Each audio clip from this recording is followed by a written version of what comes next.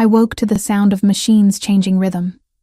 The steady beeping that had become my lullaby over the past 3 months suddenly accelerated, then stuttered into an irregular pattern that made my heart stop completely.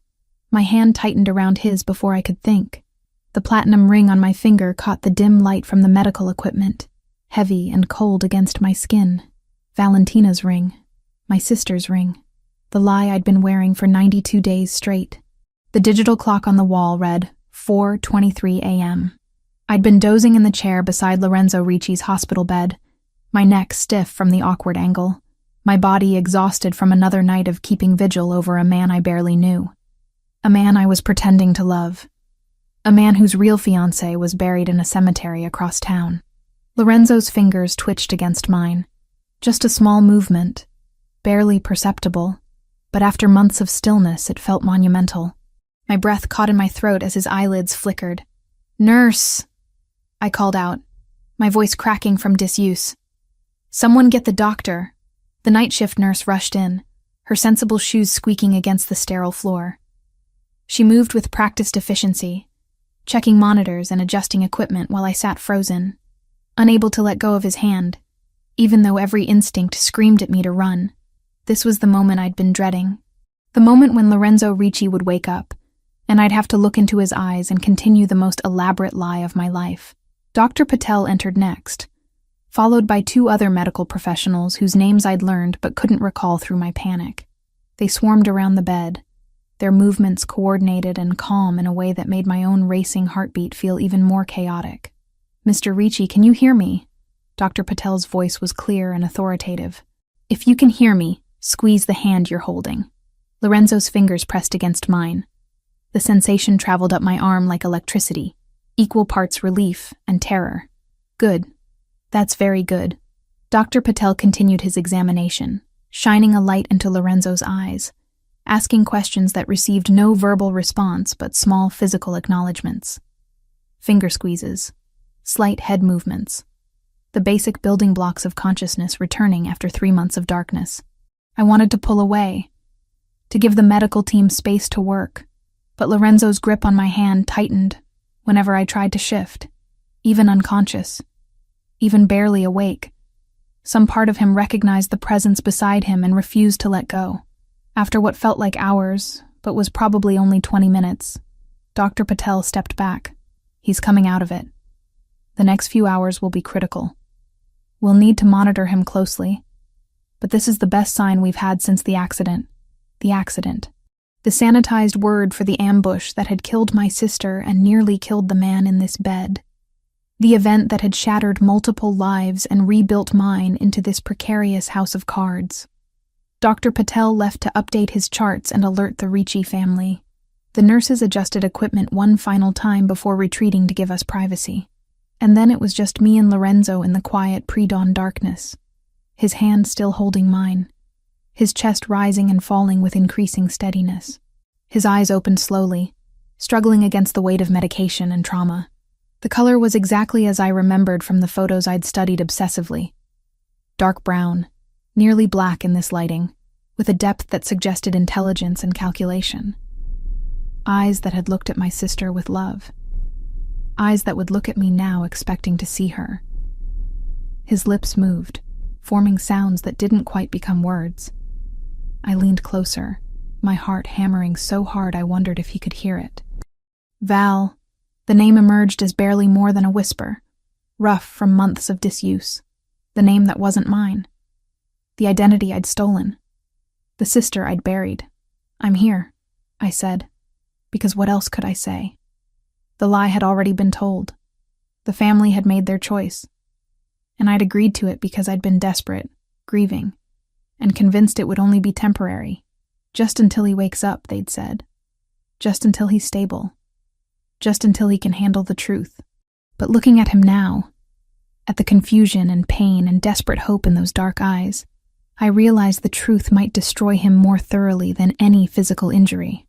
His eyes closed again, consciousness slipping away as quickly as it had come, but his hand remained tight around mine, an anchor in whatever darkness still pulled at him.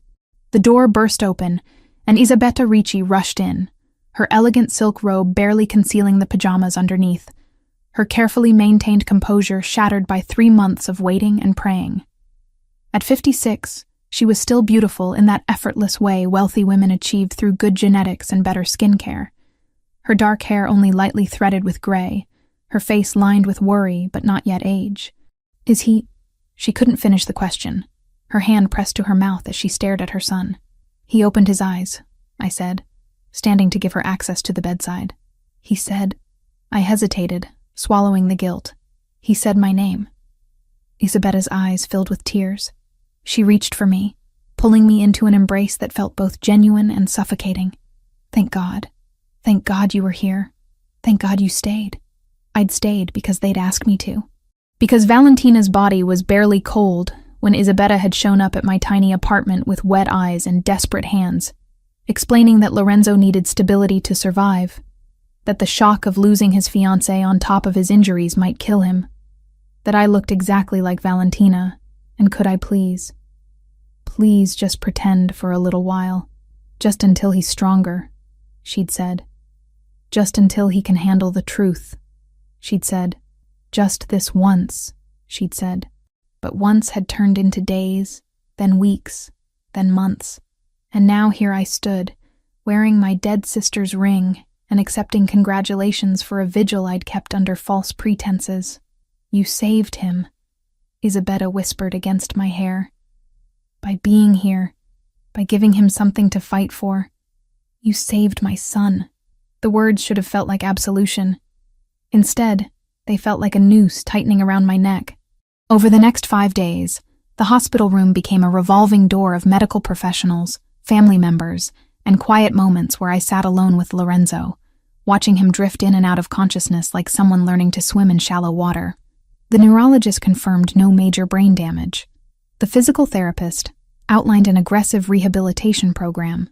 The psychiatrist suggested that memory issues and disorientation were normal after prolonged coma and would likely resolve with time. No one mentioned that sometimes people forget entire relationships. No one warned that he might not remember my sister clearly. No one prepared me for the possibility that my deception might work because Lorenzo's own mind was helping me lie. I wore the wine-colored uniform of a private nurse over my deception, a costume that gave me purpose and distance simultaneously. The hospital staff assumed I was family. The Ricci family knew better but played along, and Lorenzo, when he was conscious, simply accepted my presence the way someone might accept sunrise. Expected, natural, unquestioned. Anthony Ricci appeared on the second day, taking up residence in the corner of the room like a well-dressed shadow. At 32, he'd aged faster than his younger brother, the weight of helping run the family business, etching lines around his eyes and mouth that no amount of expensive grooming could erase. His light brown hair was carefully styled, his blue eyes sharp and assessing in a way that made me want to hide. He watched me, not obviously, not threateningly, but with the steady attention of someone conducting an inventory, checking boxes, looking for discrepancies. "You're holding up well," he commented on the third day, his voice neutral as he sipped espresso from a cup that probably cost more than my rent. "I'm doing what anyone would do," I replied, adjusting Lorenzo's blanket with hands that had learned to be careful around medical equipment. Most people would have left by now. His eyes tracked my movements. The shock, the trauma, the uncertainty. Most people wouldn't sit vigil for 3 months beside a hospital bed. My throat tightened. Was this a test? Did he suspect? "I love him," I said, and the lie tasted like ash. Anthony nodded slowly, but something in his expression suggested he was filing the conversation away for later examination. Valentina always was devoted, even when things were difficult. I didn't know what things he meant. I didn't know the intimate details of my sister's relationship with Lorenzo, beyond what I'd gleaned from letters and photos and careful questioning of Isabetta. Every conversation was a minefield where one wrong step could expose everything. On the 5th night, everything changed. I was alone with Lorenzo when his eyes opened with a clarity that hadn't been there before. The hazy confusion of the previous days had burned away, leaving behind focused intelligence that made my stomach clench with fear. Valentina. His voice was stronger now, rough but functional. His hand found mine on the bed rail. "You're really here." "I'm really here," I confirmed, sitting in the chair I'd worn smooth over months of waiting. He studied my face with an intensity that felt like physical touch, his dark eyes moving over features that matched his memory. I'd been grateful, in a sick way, that Valentina and I had been identical twins. Different haircuts, different personalities, but the same face down to the placement of freckles and the curve of our lips. "What happened?" he asked. I remember pieces, glass, screaming, pain, but it's all fragmented. This was the story Isabetta and I had rehearsed, the official version that explained his injuries without revealing that Valentina had died beside him. "There was an ambush," I said carefully, keeping my voice steady. "We were at dinner at our favorite restaurant downtown. The triad hit the car on the way home. You protected me. You pushed me down when the shooting started." Lorenzo's jaw tightened, muscles working beneath skin that had lost weight during his coma, but still held the structure of a strong man. "And you? Were you hurt?" "Minor injuries," I said, which was true for me but would have been a lie for Valentina. "Nothing serious. I was lucky." "Lucky," he repeated, and something dark crossed his expression. "We were attacked, and you call it lucky." "We survived," I amended. "That's what matters." His thumb traced circles on the back of my hand, a gesture that should have felt intimate but instead felt like he was testing the shape of my bones, confirming my reality. "How long?" 3 months, 1 week, and 4 days. He closed his eyes, processing. When he opened them again, there were tears gathering at the corners. "You stayed. Through all of it, you stayed. Where else would I be? Most people," he swallowed hard, "most people would have given up, would have assumed I wasn't coming back." My chest ached with guilt so profound it felt like drowning. This man was thanking me for a devotion that belonged to someone else, crediting me with a love I'd never earned. "You're worth waiting for," I said. And at least that part felt honest. Anyone who'd endured what he'd endured deserved someone's faith. We sat in silence for several minutes, his hand holding mine, both of us processing this new reality. Lorenzo was awake. The temporary deception I'd agreed to was about to become an active daily performance, and I had no idea how long I could maintain it before the weight of the lie crushed us both. "I need to tell the family," I said finally. "Your mother has been waiting to hear your voice." "Wait," his grip tightened. "Just give me a minute more. With you, before everyone else comes and it becomes chaos." So I stayed. And in that quiet moment before dawn fully broke, I memorized the feel of his hand around mine, the sound of his breathing, the way he looked at me like I was his entire world. Because soon, when he was stronger, when his memories were clearer, when the truth finally emerged, all of this would shatter, and I would be the one holding the pieces of something I'd helped destroy. On the 8th day after Lorenzo woke, Isabetta found me in the hallway outside his room. The private wing of the hospital was quiet, expensive, designed for families who could afford privacy alongside their suffering. She touched my shoulder gently, her fingers cold even through my uniform. "You're doing the right thing," she said quietly. "I know this is difficult. I know it's not what you signed up for. But Lorenzo needs this stability to recover properly." I looked at her, this elegant woman who'd orchestrated an elaborate deception to protect her son, and wondered if she understood the cost. What happens when he remembers? When his memory fully returns? Isabetta's expression flickered with something that might have been doubt before hardening back into resolve. By then he'll be strong. By then he'll be able to handle the truth. But right now, in this fragile state, the shock could set back his recovery by months. Or worse. "You're asking me to build a relationship on lies. I'm asking you to give my son time to heal." Her voice dropped to barely above a whisper. "Please, Lucia. For Valentina. Don't you think she'd want her sister to protect the man she loved?" That was the cruelest part of the manipulation. She was probably right. Valentina would have asked me to do exactly this. My sister had loved Lorenzo with a fierce completeness I'd envied from the safe distance of my own lonelier life. She would have moved mountains to protect him. So I was moving them for her. I nodded once, agreeing again to a deception that grew heavier with each passing day. Isabetta squeezed my shoulder in what I supposed was meant as comfort, then returned to her son's room where she could be the concerned mother without the burden of orchestrating lies. I stood alone in the hallway, the ring on my finger catching the harsh hospital lights, and wondered how far into the quicksand I could walk before I lost the ability to pull myself back out. 2 weeks after Lorenzo opened his eyes for the first time, the private medical wing of the Ricci mansion became his personal rehabilitation center. The family had spared no expense, converting an entire section of the East Wing into a state-of-the-art facility, complete with equipment that looked like it belonged in an Olympic training center rather than a private home. I watched from the doorway as Lorenzo attempted to lift a weight that probably weighed less than 5 pounds. His arm shook with the effort, muscles that had once been powerful now atrophied from months of disuse. Sweat beaded on his forehead, despite the climate-controlled comfort of the room. "Again," the physical therapist commanded, a stern woman named Patricia, who'd been hired specifically because she didn't coddle her patients. 10 more repetitions. Your body remembers how to do this." Lorenzo's jaw clenched as he pushed through another lift. I could see the frustration etched into every line of his face, the rage at his own weakness barely contained beneath a veneer of compliance. This was a man accustomed to control, to power, to bodies that obeyed his commands. Being trapped in flesh that betrayed him at every turn was perhaps worse than the coma itself. When Patricia finally called for a break, Lorenzo's eyes found mine across the room. There was something raw in his gaze, a vulnerability he probably hated anyone witnessing. "You don't have to watch this," he said, his voice rough. "It's not exactly inspiring." "I don't mind," I replied, moving closer.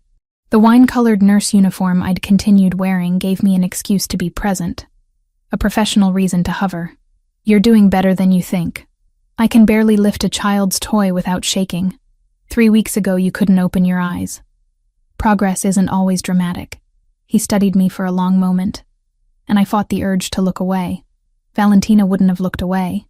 Valentina had been confident, unflinching, the kind of woman who met intensity with her own fire.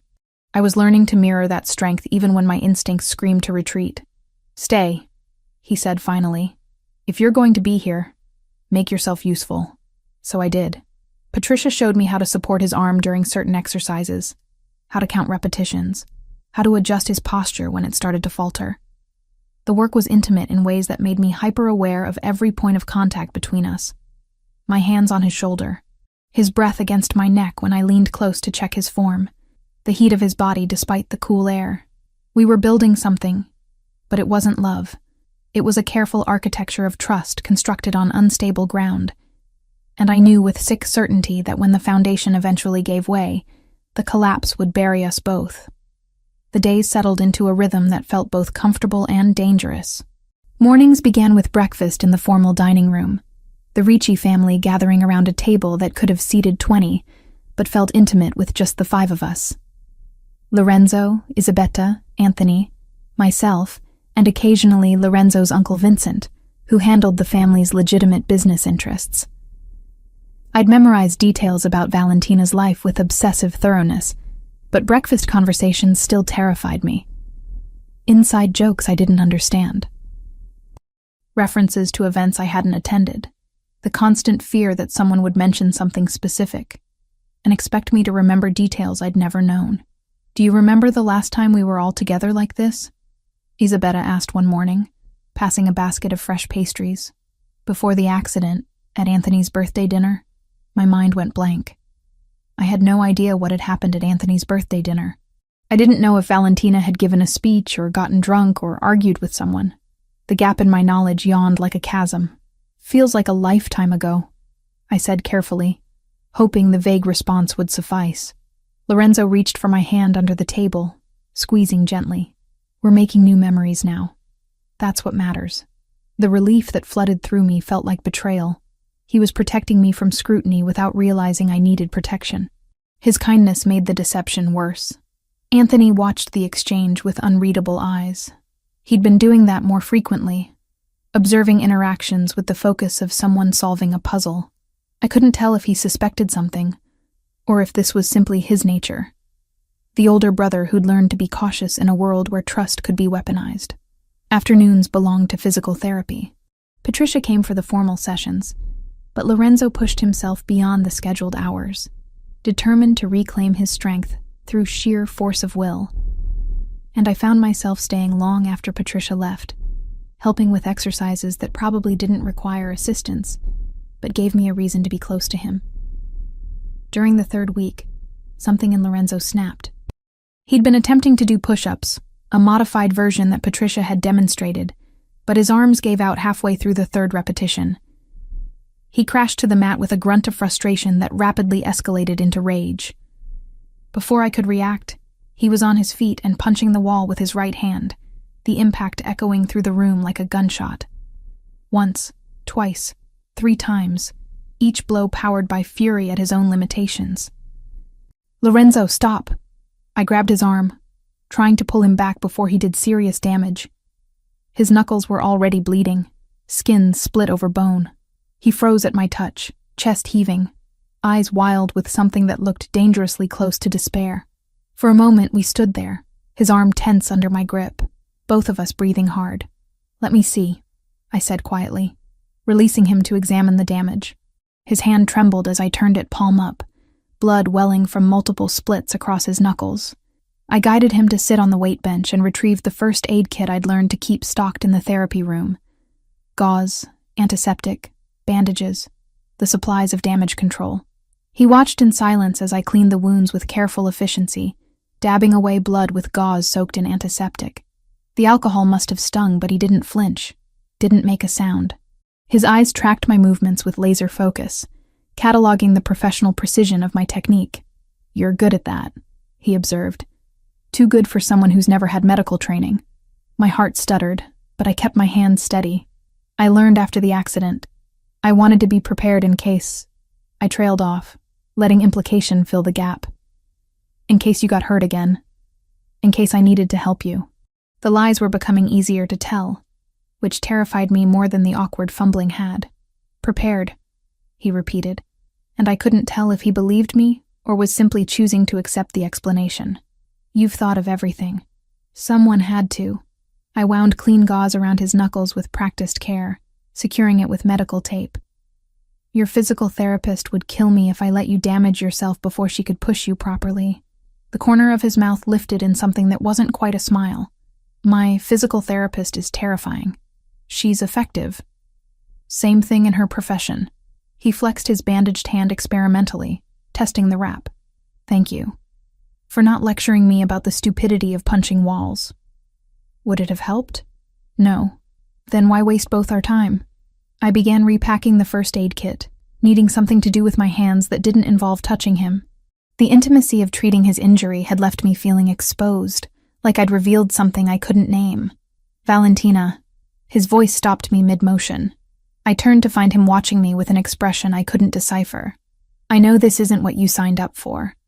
Taking care of an invalid, sitting through hours of pathetic attempts at physical therapy, watching me have breakdowns over things that should be simple. You could leave. You have my family's support, access to resources. No one would blame you for needing distance." The offer was genuine. I could hear it in his voice, see it in the careful way he held himself, as if bracing for rejection. And the cruelest part was that Lucia could have left, could have walked away from this elaborate deception and rebuilt her own quiet life. But Valentina, the woman he thought I was, would never abandon him. "I'm not going anywhere," I said, and meant it even though the promise bound me more tightly to the lie. "You think this is the hardest thing I've ever done? Lorenzo, I watched machines breathe for you for 3 months. This is nothing." Something in his expression cracked, vulnerability bleeding through the careful control. "I don't deserve you." The words hit like a physical blow. He was right, but not in the way he meant. I was the thing he didn't deserve, the poison disguised as medicine, the betrayal wearing his fiancé's face. "Let's agree to disagree on that," I managed, forcing lightness into my tone. "Now, do you want to try those push-ups again, or should we call it for today?" Again. The determination was back, burning away the momentary weakness. "I'm not ending on failure." So we worked through another set, and then another, until exhaustion finally forced him to admit defeat. But there was satisfaction in that exhaustion, the knowledge that he'd pushed himself to a genuine limit, rather than giving up when it became uncomfortable. The evenings were mine alone, stolen hours after the family retired to their separate wings of the mansion. I'd lock myself in the guest room that had become my prison and my sanctuary, spreading photos and letters across the bed like evidence in an investigation. Valentina smiled up at me from a dozen different moments. At a charity gala, wearing a dress the color of blood, on a beach somewhere tropical, her hair wild with wind and sea spray. Pressed close to Lorenzo in what looked like a restaurant, both of them laughing at something outside the frame.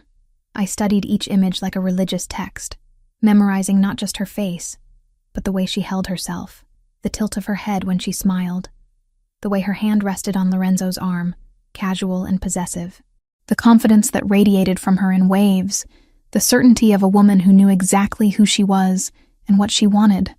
I practiced her laugh in the mirror, the way she threw her head back and let joy escape without restraint. So different from my own quiet amusement, the muted responses I'd learned growing up as the quiet twin, the shadow, the one who took up less space. The videos were harder. Isabella had given me access to her personal collection, dozens of clips from family gatherings and private moments. I watched Valentina navigate these interactions with effortless grace. She touched people when she talked to them, her hand on their shoulder or arm, creating instant intimacy. She wore her nails long and painted them dark red, almost burgundy. She moved through rooms like she owned them, never hesitating, never second-guessing. I trimmed my nails to match hers, and bought 3 bottles of nail polish in slightly different shades of burgundy before finding the exact color. I practiced her gestures until my shoulders ached, forcing myself to reach out and touch invisible people in ways that felt invasive and wrong for someone as introverted as me. I was becoming someone else, shedding my own personality like an ill-fitting coat and wrapping myself in my dead sister's skin. And the most terrifying part was how natural it was starting to feel. On the morning that Isabella appeared with the wedding dress, I was having coffee in the breakfast room, reviewing my mental notes about an upcoming dinner with Lorenzo's business associates. I'd managed to learn the basics: who hated whom, which alliances were fragile, what topics to avoid in polite conversation. Lucia, Isabella's voice made me look up. She stood in the doorway holding a garment bag that looked expensive even covered. I thought, now that Lorenzo is recovering so well, perhaps we could begin thinking about the wedding again. The wedding, the ceremony that Valentina had been planning when she died, the future that was supposed to be hers. My stomach turned to ice. I'm not sure Lorenzo is strong enough for wedding planning yet. Not planning, just reconnecting with the dream. Isabella moved into the room with the careful steps of someone approaching a skittish animal. This is the dress Valentina chose. I thought maybe you'd like to try it on, see if it still fits. We could have it altered if needed. The dress inside the bag was exactly what Valentina would have chosen. Champagne silk with French lace overlay, elegant without being ostentatious, the kind of dress that whispered wealth rather than shouting it. The construction alone probably cost more than I'd earned in the past year, working 2 jobs while Valentina lived her elevated life. It's beautiful, I managed, the words sticking in my throat. Will you try it? Isabella's eyes were hopeful, eager, seeing only the happy ending she'd orchestrated through deception. Just for me. Just to see. I couldn't refuse without raising suspicion. Couldn't explain that putting on my dead sister's wedding dress felt like desecration, like wearing grave clothes stolen from a corpse. So I took the garment bag and retreated to my room with promises to show her later. I hung the bag in the closet and stared at it for 20 minutes before my stomach rebelled completely. I barely made it to the bathroom before vomiting, my body rejecting the lie with more honesty than my mouth could manage. The dress stayed in the closet. When Isabella asked later, I told her it brought back too many memories of the accident, too much trauma associated with wedding planning when we'd nearly lost everything. I needed more time. She accepted the explanation with sympathy, storing the dress away without argument. But I caught Anthony in the hallway afterward, his lean frame propped against the wall, in a pose that was too casual to be coincidental. Difficult day? He asked, his blue eyes tracking my movements with uncomfortable precision. The dress was overwhelming, understandable. Trauma changes people, changes how they relate to memories, to objects, to plans they made before everything fell apart. He paused, and something in that pause felt weighted, Sometimes those changes are so profound that the person who emerges isn't quite the same as the person who went in. My pulse kicked up. Was he suggesting something specific, or simply making conversation?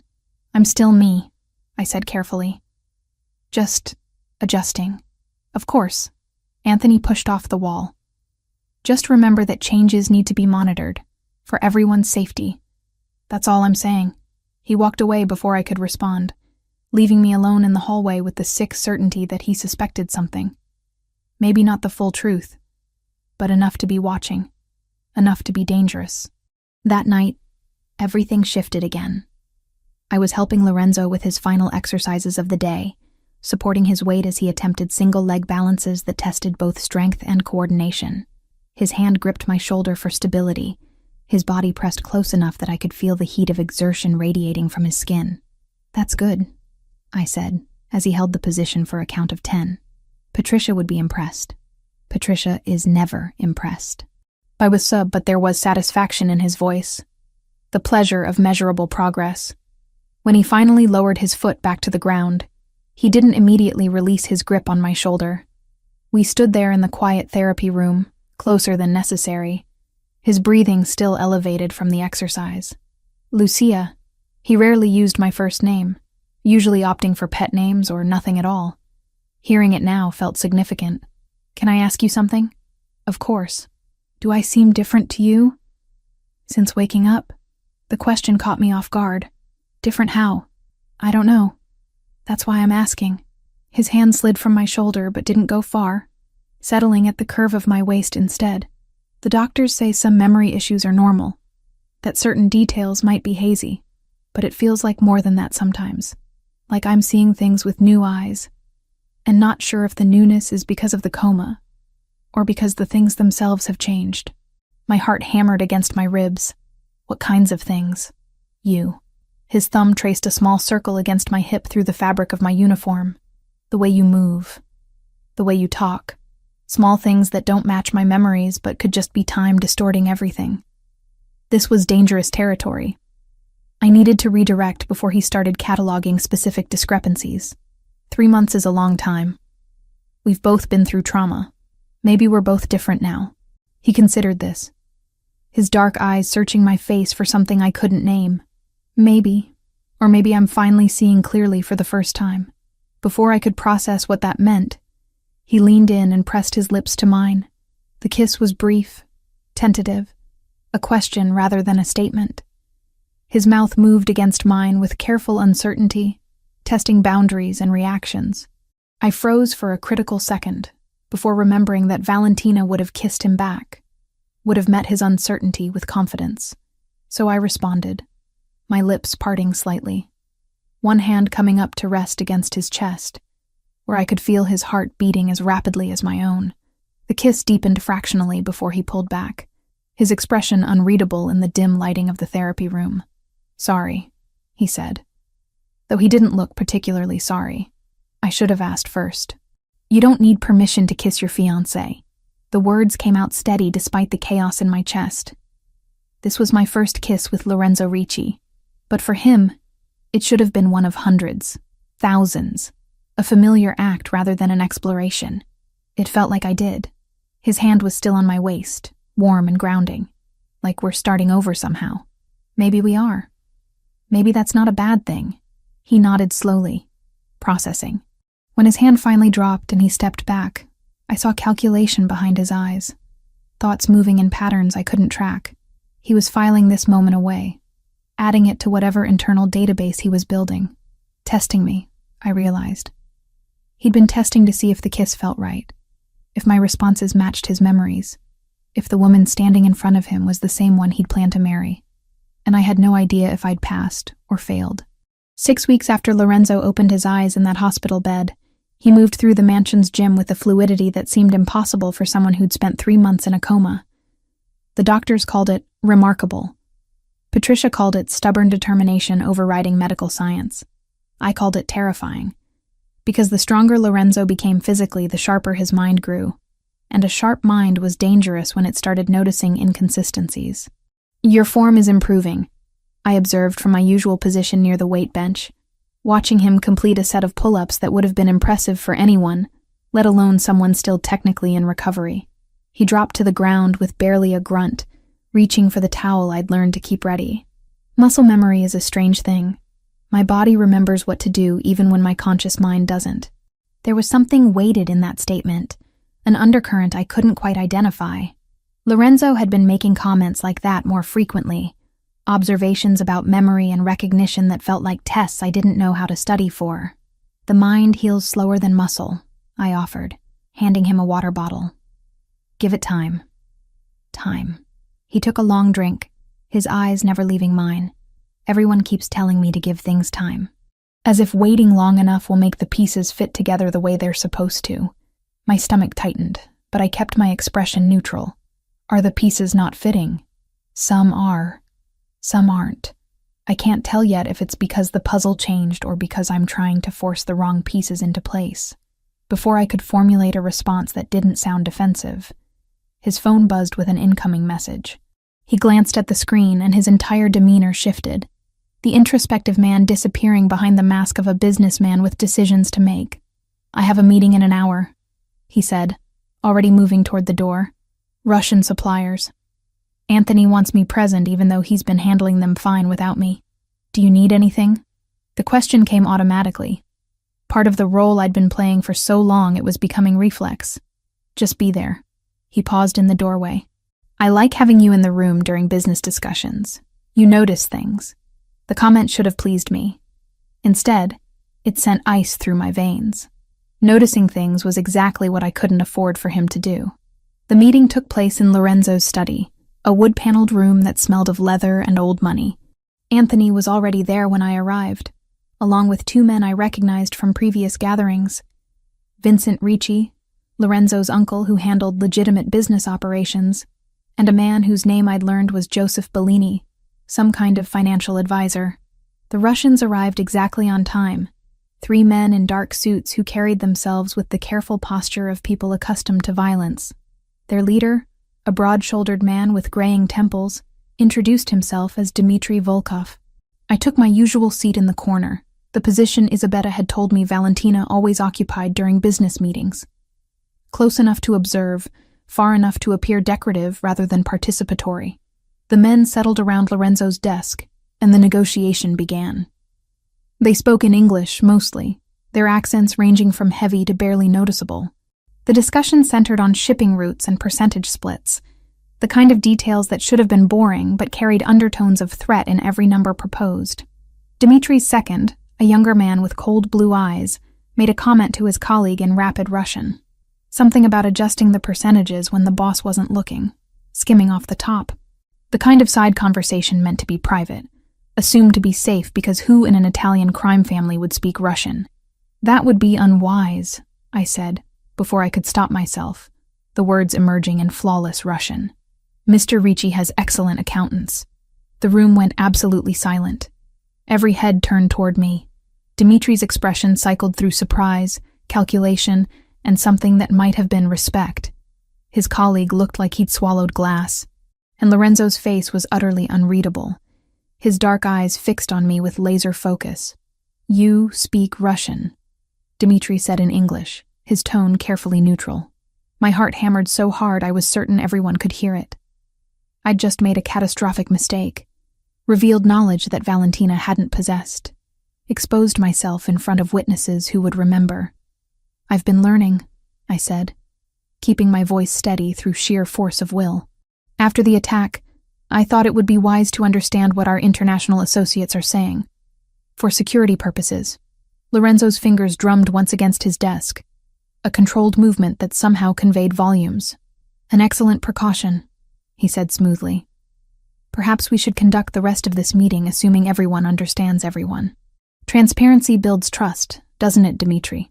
The Russian inclined his head, and the negotiation resumed with notably more careful language from all parties.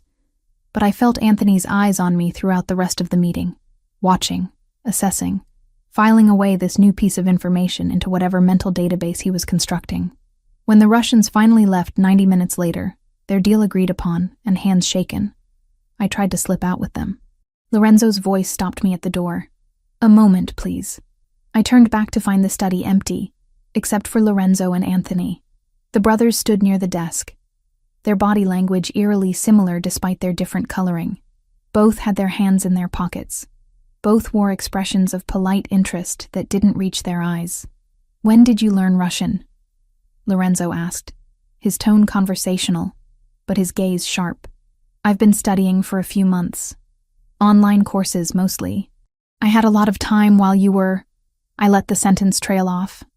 The implication clear. While you were in a coma, I had nothing to do but wait and prepare for threats. Valentina never mentioned an interest in languages before. This came from Anthony, his voice mild but pointed. I never mentioned a lot of things. The response came out sharper than intended, defensive in a way that Valentina probably wouldn't have been. I softened my tone. The attack changed my perspective, made me realize how vulnerable we are when we don't understand what's happening around us. Lorenzo studied me for a long moment, and I forced myself to hold his gaze, even though every instinct screamed to look away. Finally, he nodded. That was well done today. Dimitri's people won't try to cheat us now that they know we understand them. The dismissal was clear. I escaped to my room and sat on the edge of the bed with shaking hands, replaying the scene over and over. How many other mistakes had I made without realizing?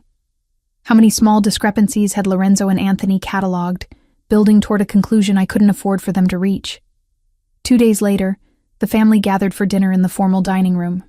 It was a Thursday, which meant Isabella had asked the chef to prepare traditional Italian dishes, rather than the fusion cuisine she sometimes favored for more casual meals. The table was set with china that probably cost more than a car, crystal glasses that caught the light from the chandelier overhead, and enough silverware to confuse someone who hadn't spent weeks memorizing proper dining etiquette from online videos. I'd learned to navigate these dinners through careful observation and strategic silence. Let others lead conversations. Smile at jokes even when I didn't fully understand the context. Never volunteer information that might contradict something Valentina had said or done months ago. The first courses passed without incident. Conversation flowed around topics I'd learned to track. Business developments that skirted the line between legal and not. Family friends experiencing various dramas, speculation about rival families and their movements. Then Isabella gestured to the staff, and they brought out the main course. "Pumpkin gnocchi," she announced with clear pleasure. I asked Chef Mario to make Valentina's favorite tonight. It's been so long since we had it. And with Lorenzo recovering so well, I thought it would be nice to celebrate with the things we love. The plate set in front of me looked beautiful, pillowy gnocchi in a brown butter sage sauce that smelled rich and earthy. Around the table, everyone made appreciative noises and began eating. I picked up my fork and took a bite. The flavor was fine. Good, even, by objective standards. But I'd never particularly enjoyed pumpkin and savory dishes. Found the sweetness awkward against the sage and butter. My face must have done something, some micro-expression of disappointment or distaste. Because when I looked up, Lorenzo was watching me with that focused intensity that had become increasingly common. "You don't like it," he observed quietly. Everyone's attention swiveled to me. Isabella's face fell slightly, confused and concerned. Anthony's eyes narrowed fractionally. Vincent paused mid-bite. "No, it's delicious," I said quickly, taking another forkful to prove the point. "I was just thinking about something else. It's perfect, really. You used to say this was your favorite dish." Lorenzo's voice was still quiet, but there was steel underneath the casual tone. "You'd request it for every birthday, every celebration. You'd eat it until you were sick." The bite of gnocchi turned to paste in my mouth. I swallowed with difficulty, scrambling for an explanation that would make sense. "Tastes change," I managed. "After the accident, after everything, I guess my preferences shifted. Trauma does that sometimes." The excuse was wearing thin. I could see it in the way Lorenzo's jaw tightened, the way Anthony set down his fork with deliberate care. How many times could I blame the accident for being a different person before they stopped accepting the explanation? "Of course," Isabella said, rushing to fill the uncomfortable silence. "That makes perfect sense. Our bodies and minds process trauma in unexpected ways. Would you like Chef Mario to prepare something else?" "No, this is fine, really." I forced myself to eat more. to clean my plate like someone who was simply being polite, rather than someone choking down evidence of her own deception. The rest of dinner passed in stilted conversation that everyone pretended was normal, but the damage was done. Another crack in the facade. Another reason for Lorenzo to question whether the woman sitting across from him was the same one he'd planned to marry. In the 8th week after Lorenzo's awakening, I started noticing the surveillance. It was subtle at first. A black SUV parked across from the cafe where I'd stopped for coffee. The same vehicle idling near the boutique where I'd gone to pick up alterations on one of Valentina's dresses that didn't quite fit my slightly different proportions. A glimpse of it in my rearview mirror on the drive back to the mansion. By the 3rd sighting, I was certain. Someone was following me. My first thought was the triad. Some delayed retaliation for the attack that had put Lorenzo in a coma. But the surveillance felt too obvious, too consistently visible. If they wanted to hurt me, they wouldn't advertise their presence, which meant it was someone else. Someone who wanted me to know I was being watched. On the 4th day of noticing the SUV, I pulled into the mansion's driveway and parked near the garden entrance rather than the main house. I waited, counting seconds, until the black vehicle rolled to a stop just outside the property gates. Then I got out and walked directly toward it. The driver's window rolled down as I approached, revealing Anthony's carefully neutral expression. He sat behind the wheel himself rather than using a driver, which somehow made the whole thing worse. This wasn't delegated surveillance. This was personal. "Are you planning to follow me everywhere?" I asked, keeping my voice level despite the anger and fear churning in my gut. "Just conducting due diligence." He turned off the engine and stepped out of the vehicle, his tall frame unfolding with casual grace. Standard security protocol after an attack like the one you and Lorenzo survived. "We've been monitoring everyone close to the family. For 8 weeks? For as long as necessary." He leaned against the SUV, the picture of relaxation except for his eyes, which missed nothing. You'd be surprised what people reveal when they think they're alone. The threat was barely veiled. "What exactly are you looking for?" Anthony smiled, but it was the kind of smile that made my blood run cold. Inconsistencies, gaps, anything that doesn't quite fit the pattern we expect. "And have you found any?" The question was a risk, but I needed to know how much he'd discovered. "Let's not play games, Lucia." The use of my real name hit like a physical blow. "I know. I've known since the 2nd week Lorenzo woke up. I hired an investigator the day after he regained consciousness, standard procedure for protecting the family from potential threats or infiltration. It took him 72 hours to confirm what I'd already suspected." My legs threatened to give out. I locked my knees, refusing to show weakness even as my entire world tilted. What did he confirm? That Valentina Moretti died in the accident. That her twin sister, Lucia Moretti, was convinced by my mother to assume her identity. That this entire charade has been orchestrated by my family to protect Lorenzo during his recovery. He pushed off from the SUV, closing the distance between us. "I know everything." "Then why haven't you told him?" My voice came out steadier than I felt. "Because my brother just came back from the dead." Anthony's expression hardened. "Because piling the death of his fiancée on top of 3 months in a coma might actually break him in ways physical therapy can't fix. Because despite the lie you're living, I believe your presence has helped his recovery. But I can't let this continue indefinitely." He pulled out his phone, tapped something, then showed me the screen. It was a calendar, with a date circled 2 weeks from now. Lorenzo will be medically cleared for full activity by this date. No more physical restrictions, no more cognitive concerns, no more excuses about trauma and healing. When he reaches that point, he deserves the truth. My throat closed around words I couldn't form. "You have 2 weeks, Anthony continued, pocketing his phone. 2 weeks to find the courage to tell him yourself, to control how the revelation happens, to at least give him the respect of honesty from someone he trusts. If you don't," he let the sentence hang, the implication clear. "You'll tell him. I'll tell him everything. And Lucia?" He waited until I met his eyes. "It will be kinder coming from you. More controlled, less catastrophic. I'm giving you a chance to do the right thing. I suggest you take it." He got back in the SUV and drove through the gates, leaving me standing alone in the driveway with the weight of a deadline crushing down on me. 2 weeks. 14 days to figure out how to confess the unconfessable. How to tell a man who'd trusted me that everything about our relationship was built on lies. How to explain that the woman he loved was dead, and I'd been wearing her life like a costume. That night, I locked myself in my room and tried to write a confession. The words wouldn't come. Every sentence I started sounded wrong, inadequate, impossible to say out loud without destroying everything. I tried again the next night, and the next, filling pages with false starts and crossed-out attempts, none of them capturing the enormity of what I'd done, or finding a way to frame it that didn't make me sound like a monster.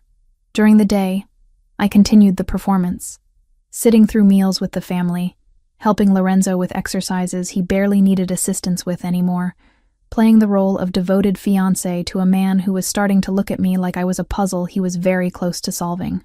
Because Lorenzo was watching me now with the full force of his considerable intelligence. Every gesture I made, every word I chose, every reaction to familiar situations was catalogued and analyzed. I could see him building his case, assembling evidence toward a conclusion I couldn't let him reach on his own. The deadline Anthony had given me ticked down like a bomb. 12 days. 10 days. 8 days.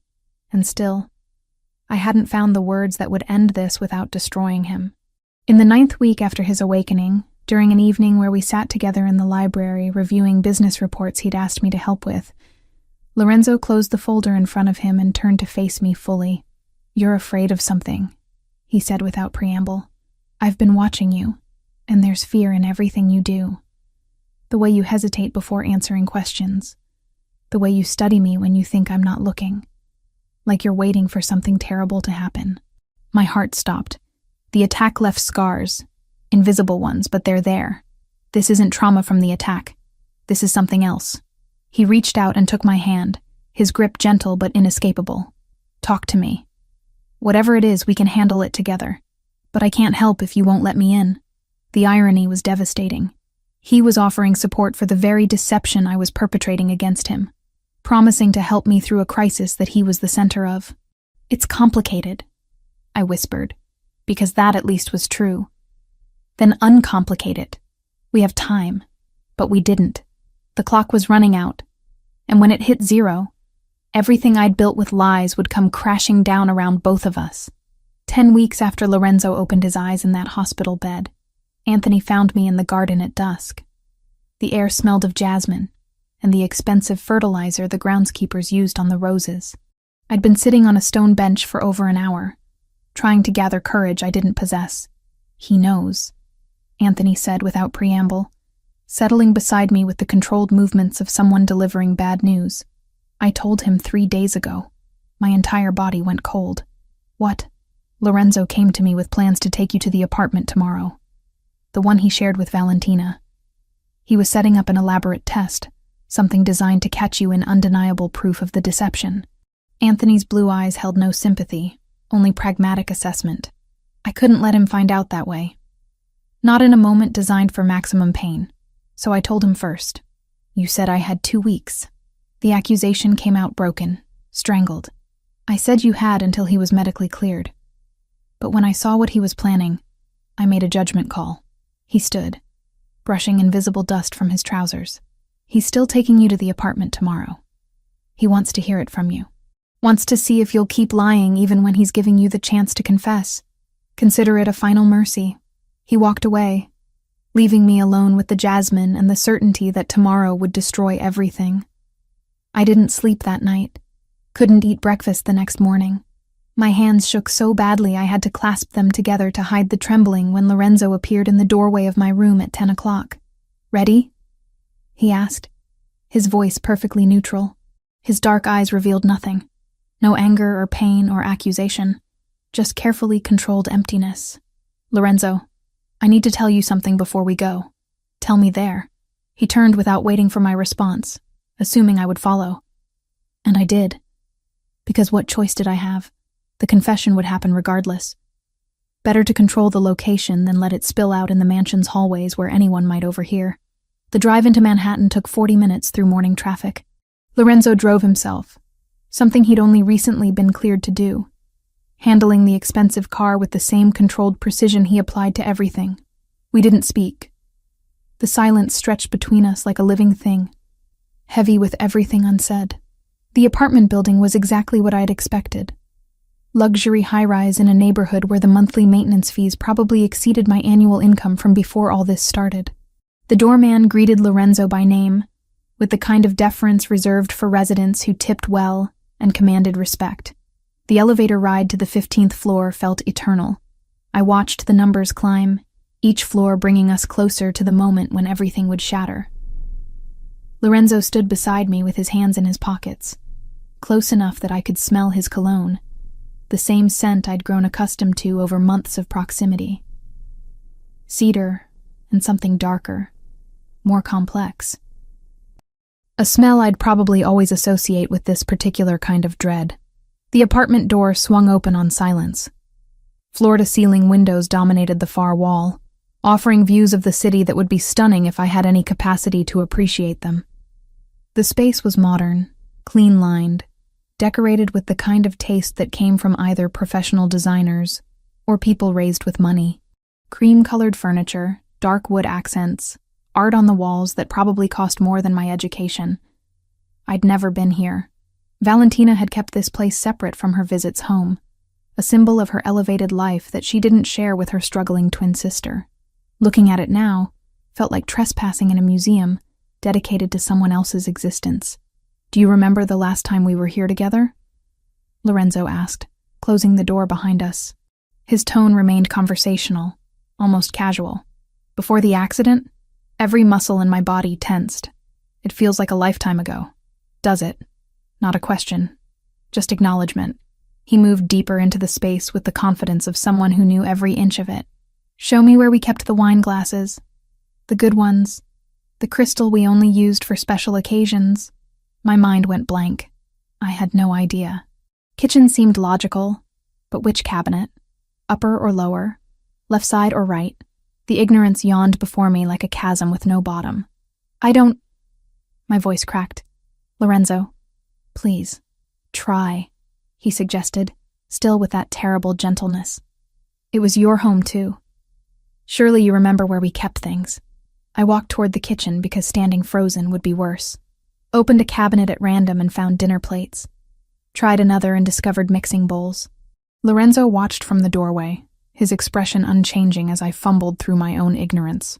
"They're in the upper cabinet beside the sink," he said finally. "You picked them out yourself."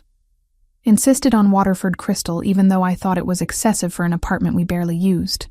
The words were daggers, each one precisely placed. I abandoned the cabinets and turned to face him, my back pressed against the counter like it could provide support my legs no longer could. "The guest bathroom," he continued, moving to lean against the opposite counter. The kitchen felt too small suddenly, claustrophobic despite the expensive appliances and granite countertops. "What color are the towels?" "I don't know." "The bedroom closet. Which side is mine?" "I don't know." "The painting in the living room. The abstract piece above the sofa. Where did we buy it?" "I don't know." The words came out too loud, echoing off the expensive surfaces. "Lorenzo, please stop." One more. He pulled out his phone, tapped something, and music filled the apartment. Jazz, old school, the kind that felt intimate and melancholy. "This song, do you remember it?" I shook my head, tears already gathering in my eyes. "We danced to it right there in the living room the night I proposed. You were barefoot because you'd kicked off your heels at dinner. You stepped on my foot 3 times and laughed every time. When the song ended, you said yes." His voice never rose, never broke. The control was somehow worse than shouting would have been. "Do you remember any of that?" "No." The confession emerged as barely more than a whisper. Lorenzo turned off the music. The silence that replaced it felt apocalyptic. He moved to the cream sofa and sat with deliberate care, gesturing to the chair across from him like we were about to have a civilized conversation, rather than watch my entire world collapse. "Sit down, Lucia." The use of my real name made my knees give out. I collapsed into the chair more than sat, my hands gripping the armrests like they were the only solid things in a dissolving reality. "Anthony told me 3 days ago," Lorenzo said, his dark eyes finally showing emotion. Pain, anger, betrayal. all carefully controlled but visible beneath the surface. He'd hired an investigator the week I woke up. Standard security protocol. Found out the truth within days. But he kept it quiet because he was trying to protect me. Give me time to heal before hitting me with more trauma. Lorenzo, let me finish. The command was quiet but absolute. 3 days ago, Anthony came to me because he realized I was planning this exact scenario, bringing you here to prove what I'd already started to suspect. He decided it would be less cruel to prepare me first, to give me time to process before confronting you. So I've known for 3 days that my fiancé died in the accident, that her twin sister has been impersonating her for months, that my entire family conspired to lie to me about the most fundamental truth of my life. Each sentence hit like a physical blow. I doubled over in the chair, sobs tearing from my chest before I could stop them. I'm sorry. I'm so sorry. I never meant, tell me everything. His voice cut through my breakdown with surgical precision. No more lies. No more half-truths. Everything. So I did. Through tears and gasping breaths, I confessed it all. How Isabetta had come to me 2 weeks after the accident, when Valentina's body was barely buried. How she'd explained that Lorenzo needed stability to survive, that the shock might kill him or set back his recovery permanently. How she'd convinced me it would be temporary, just until he woke up, just until he could handle the truth. I told him about studying photos and videos until my eyes burned, about practicing Valentina's laugh and gestures and the way she moved through rooms, about the terror of every meal, every conversation, every moment when someone might reference something I didn't know, about the wedding dress I couldn't bring myself to try on, about falling asleep each night, drowning in guilt. I never wanted to hurt you.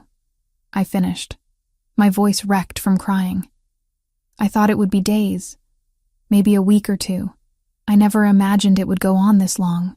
Never thought I'd end up caring about you while wearing my dead sister's face. Lorenzo sat motionless throughout the entire confession, his expression carved from stone. When I finally fell silent, he didn't speak immediately.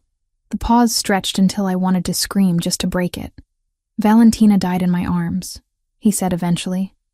I remember it now, every detail. The way the light left her eyes, the exact moment when I knew she was gone.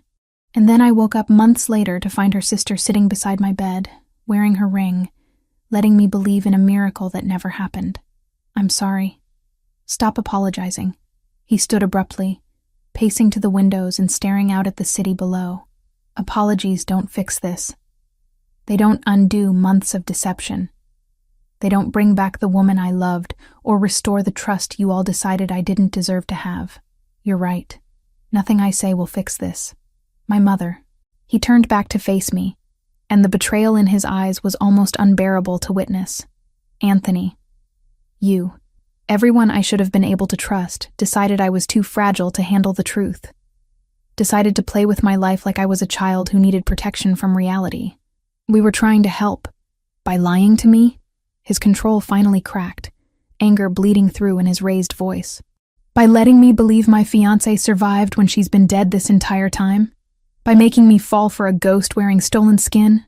The accusation hung between us. I'd known this moment would come eventually, but experiencing it was worse than any nightmare I'd imagined, because he was right. Everything he said was completely, devastatingly right. Get out. The words were quiet again, bled of emotion, exhausted rather than angry. Go back to the mansion, pack your things, and get out of my life. I don't want your apologies. I don't want your explanations. I just want you gone. I stood on shaking legs. Lorenzo. Now. He turned back to the window, dismissing me without another glance. Before I say something we'll both regret more than we already do. The drive back to the mansion was a blur. I don't remember traffic or stoplights or anything beyond my hands gripping the steering wheel and the taste of tears I couldn't stop. The security gates opened automatically, recognizing my car, unaware that I was about to be exiled from the sanctuary they protected. I parked and walked straight to my room, moving on autopilot, pulled my single suitcase from the closet and started throwing in the few possessions that actually belonged to me. Most of the clothes I'd been wearing were Valentina's, altered to fit my slightly different proportions. I left them hanging where they'd always belonged, returning borrowed things to their proper owner's ghost. The sound of the door opening made me turn. Isabella stood in the doorway, her elegant composure cracked by obvious distress. She'd been crying, I realized. Mascara smudged beneath her eyes, her carefully maintained appearance disheveled in a way I'd never seen. "Lucia, wait." She moved into the room, hands reaching toward me in supplication. "Please, let me explain." "There's nothing to explain." I continued packing, needing the mechanical activity to keep from collapsing completely. "You asked me to lie to your son." I agreed. "Now he knows and hates both of us. That's the entire story." I was trying to protect him. Her voice broke on the words. "He'd just survived a coma. The doctor said emotional trauma could set back his recovery, might even be fatal given his weakened state. I made a choice based on what I thought would keep him alive. You made a choice that destroyed his trust in everyone around him." I zipped the suitcase with more force than necessary. "That's not protection. That's manipulation disguised as love." "I know." The admission came out as a sob. Isabella sank onto the edge of the bed, her shoulders shaking. I'd never seen her like this, stripped of the careful control that usually defined her. "I know I was wrong. I've known for weeks, maybe months, but I didn't know how to stop it once it started. Didn't know how to tell him the truth without destroying everything. For a moment, I felt something like kinship with this woman who'd orchestrated my deception. We'd both been caught in a trap of our own making, both too cowardly to choose honesty when it might have mattered. "He'll forgive you eventually," I said, picking up my suitcase. "You're his mother. He loves you even when he hates what you've done. But me?" I moved toward the door, forcing her to step aside. "I'm just the woman who impersonated his dead fiancé. He'll never forgive that. Where will you go?" "My old apartment, if it's still available. If not, somewhere else. Anywhere that isn't here." Isabella reached out one last time, her hand catching my arm. "I'm sorry. For all of it. For asking you to do this. For not stopping it sooner. For ruining your life along with my son's." I looked at her tear-stained face and felt empty of everything except exhaustion. "I know you are. That doesn't change anything." I pulled away and walked out, leaving her crying in the room that had been my prison and my haven for nearly 3 months. Down the hallway where I'd learned to walk like my sister, past the dining room where I'd pretended to love pumpkin gnocchi, through the foyer where I'd first entered as a desperate, grieving woman and became something else entirely. Anthony was waiting by the front door. Of course he was. He'd probably been tracking this entire disaster from a distance, watching the consequences of his own choices unfold. "You did the right thing," he said as I approached. "Not taking any of her things. Starting clean. I didn't do the right thing for 3 months." I set down my suitcase to open the door myself. "Don't pretend one moment of integrity erases everything that came before. Lorenzo will heal. He's stronger than you think." "I hope you're right." And I did, despite everything. Despite the anger and hurt and betrayal. I genuinely hoped Lorenzo would recover from this new trauma, that he'd find someone real to love, someone who wouldn't wear lies like jewelry. Take care of him. That was always the plan. I left without looking back, loading my pathetic single suitcase into the car and driving away from the mansion's gates. Away from Lorenzo's recovery rooms and Isabella's tears and Anthony's careful surveillance. Away from the life I'd borrowed and the ghost I'd been channeling. My old apartment building looked smaller than I remembered.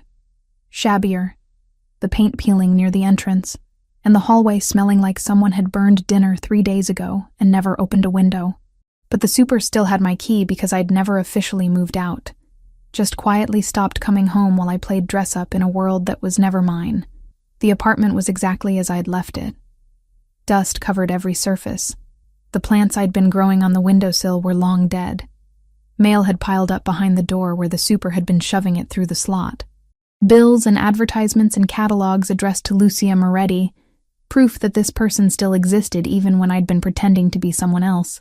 I dropped my suitcase just inside the door and collapsed onto the old sofa that had been here when I moved in.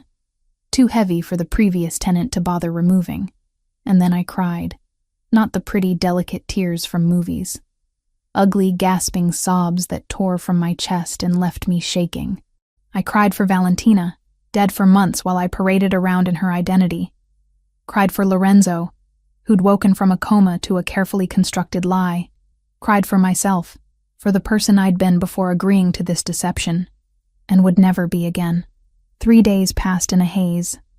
I didn't eat, barely drank water, just moved between the sofa and the bed, sleeping in fragments and waking to the crushing weight of what I'd done. My phone buzzed constantly with messages I didn't read, calls I didn't answer. Probably Isabetta, possibly Anthony, not Lorenzo. Never Lorenzo. On the 4th morning, I finally forced myself upright. Showered for the first time since leaving the mansion. Made coffee that tasted like ash but at least contained caffeine. Looked at my reflection and saw a stranger. Not Valentina anymore, but not quite Lucia either. Someone caught between identities, belonging nowhere. I'd destroyed my own life along with Lorenzo's. That was the truth I had to live with now. The cost of playing guardian to someone who never asked for my protection. Of accepting Isabetta's desperate bargain. Of being too weak to confess before Anthony forced the issue. There was no going back. No way to undo the months of deception or restore the trust I'd helped destroy. I could only move forward into whatever future existed beyond this wreckage, carrying the weight of what I'd done like a scar that would never fully heal. Outside my window, the city continued its indifferent rhythm. People going to work, living their lives, completely unaware that mine had just ended in every way that mattered. And I sat alone in my tiny apartment wearing yesterday's clothes, too exhausted even for tears, wondering how anyone recovered from destroying themselves so thoroughly in the name of protecting someone else. By the end of the first week back in my apartment, I'd managed to establish a minimal routine. Wake up, stare at the ceiling, force down coffee, ignore my phone. The messages had slowed from a flood to a trickle, mostly Isabetta's increasingly desperate attempts to check if I was alive. I deleted them without reading past the first few words. The apartment felt smaller each day, the walls closing in like a trap I'd walked into voluntarily.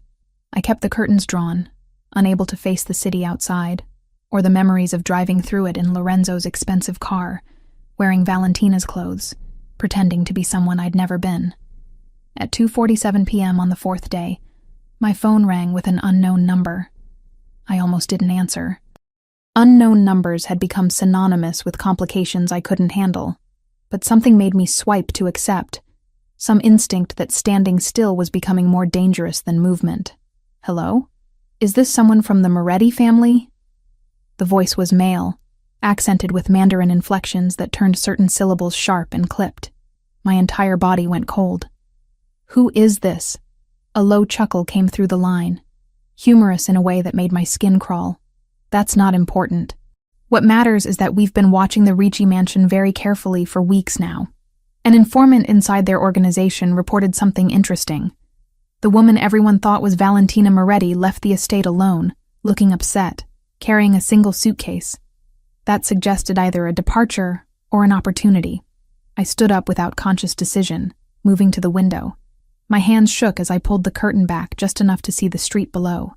A black SUV sat parked directly in front of my building. Even from 3 floors up, I could see 2 men in dark suits standing beside it, looking up at my exact window. We have excellent researchers. The voice continued conversationally. Once we knew to look for Valentina Moretti's connections, finding her twin sister Lucia wasn't difficult. Public utility records show an apartment lease in your name. Very easy to locate once we knew you existed. What do you want? My voice came out steadier than I felt. Years of pretending to be confident finally serving a useful purpose. The triad has unfinished business with the Ricci family. Your boyfriend, or ex-boyfriend, or whatever he is now, he's been a problem for our operations. The attack 3 months ago was meant to eliminate that problem. Obviously, it didn't work. The casual tone made it worse somehow, discussing attempted murder like a failed business transaction. But we've learned that Lorenzo Ricci cares about the Moretti family. First Valentina, now you. That makes you valuable. I'm nobody to him anymore. The truth tasted bitter. You're wasting your time. Perhaps. But we'd like to test that theory. Consider this a courtesy call. We know where you are. We know you're alone. And we're coming up." The line went dead. I stared at the phone for one frozen second before my survival instincts kicked into gear. I had maybe minutes before they breached the building, and my apartment door had the kind of cheap lock that wouldn't slow down professionals for more than 30 seconds.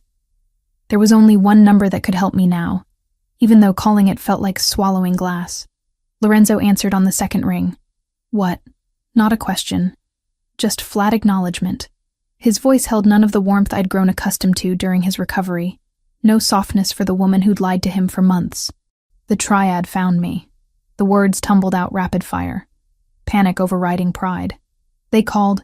They're outside my building right now. They said they're coming up and I don't know what to do, and I know you hate me, but please. Address. The single word cut through my spiral.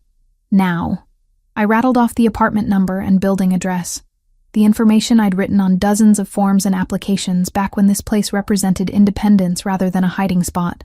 Lock every door and window. Stay away from anything with a sightline from outside. I'm sending people. He paused for half a breath. They'll be there in 10 minutes. Don't open the door for anyone else. The call ended before I could thank him or apologize or do anything except follow his instructions. I locked the apartment door and pushed my pathetic sofa in front of it for good measure, knowing it wouldn't stop anyone determined but needing to feel like I was doing something. Checked the windows, made sure they were secure, then crouched in the bathroom with the door locked because it was the only room without external windows. 8 minutes later, I heard shouting from the hallway. Heavy footsteps. Commands delivered in voices that expected immediate obedience. Then silence, more terrifying than the noise had been. A knock on the door made me flinch so hard I hit my head on the bathroom wall. "Lucia Moretti?" A different voice. American accent. Professionally neutral. "Lorenzo Ricci sent us. We're here to extract you to a secure location." I emerged from the bathroom on shaking legs, moving the sofa back enough to crack open the door. 4 men in tactical gear stood in my hallway, weapons visible but not pointed at me. Behind them, I could see my neighbors peeking out of doorways with expressions ranging from terror to fascination at the drama unfolding. "Where are the men from the SUV?"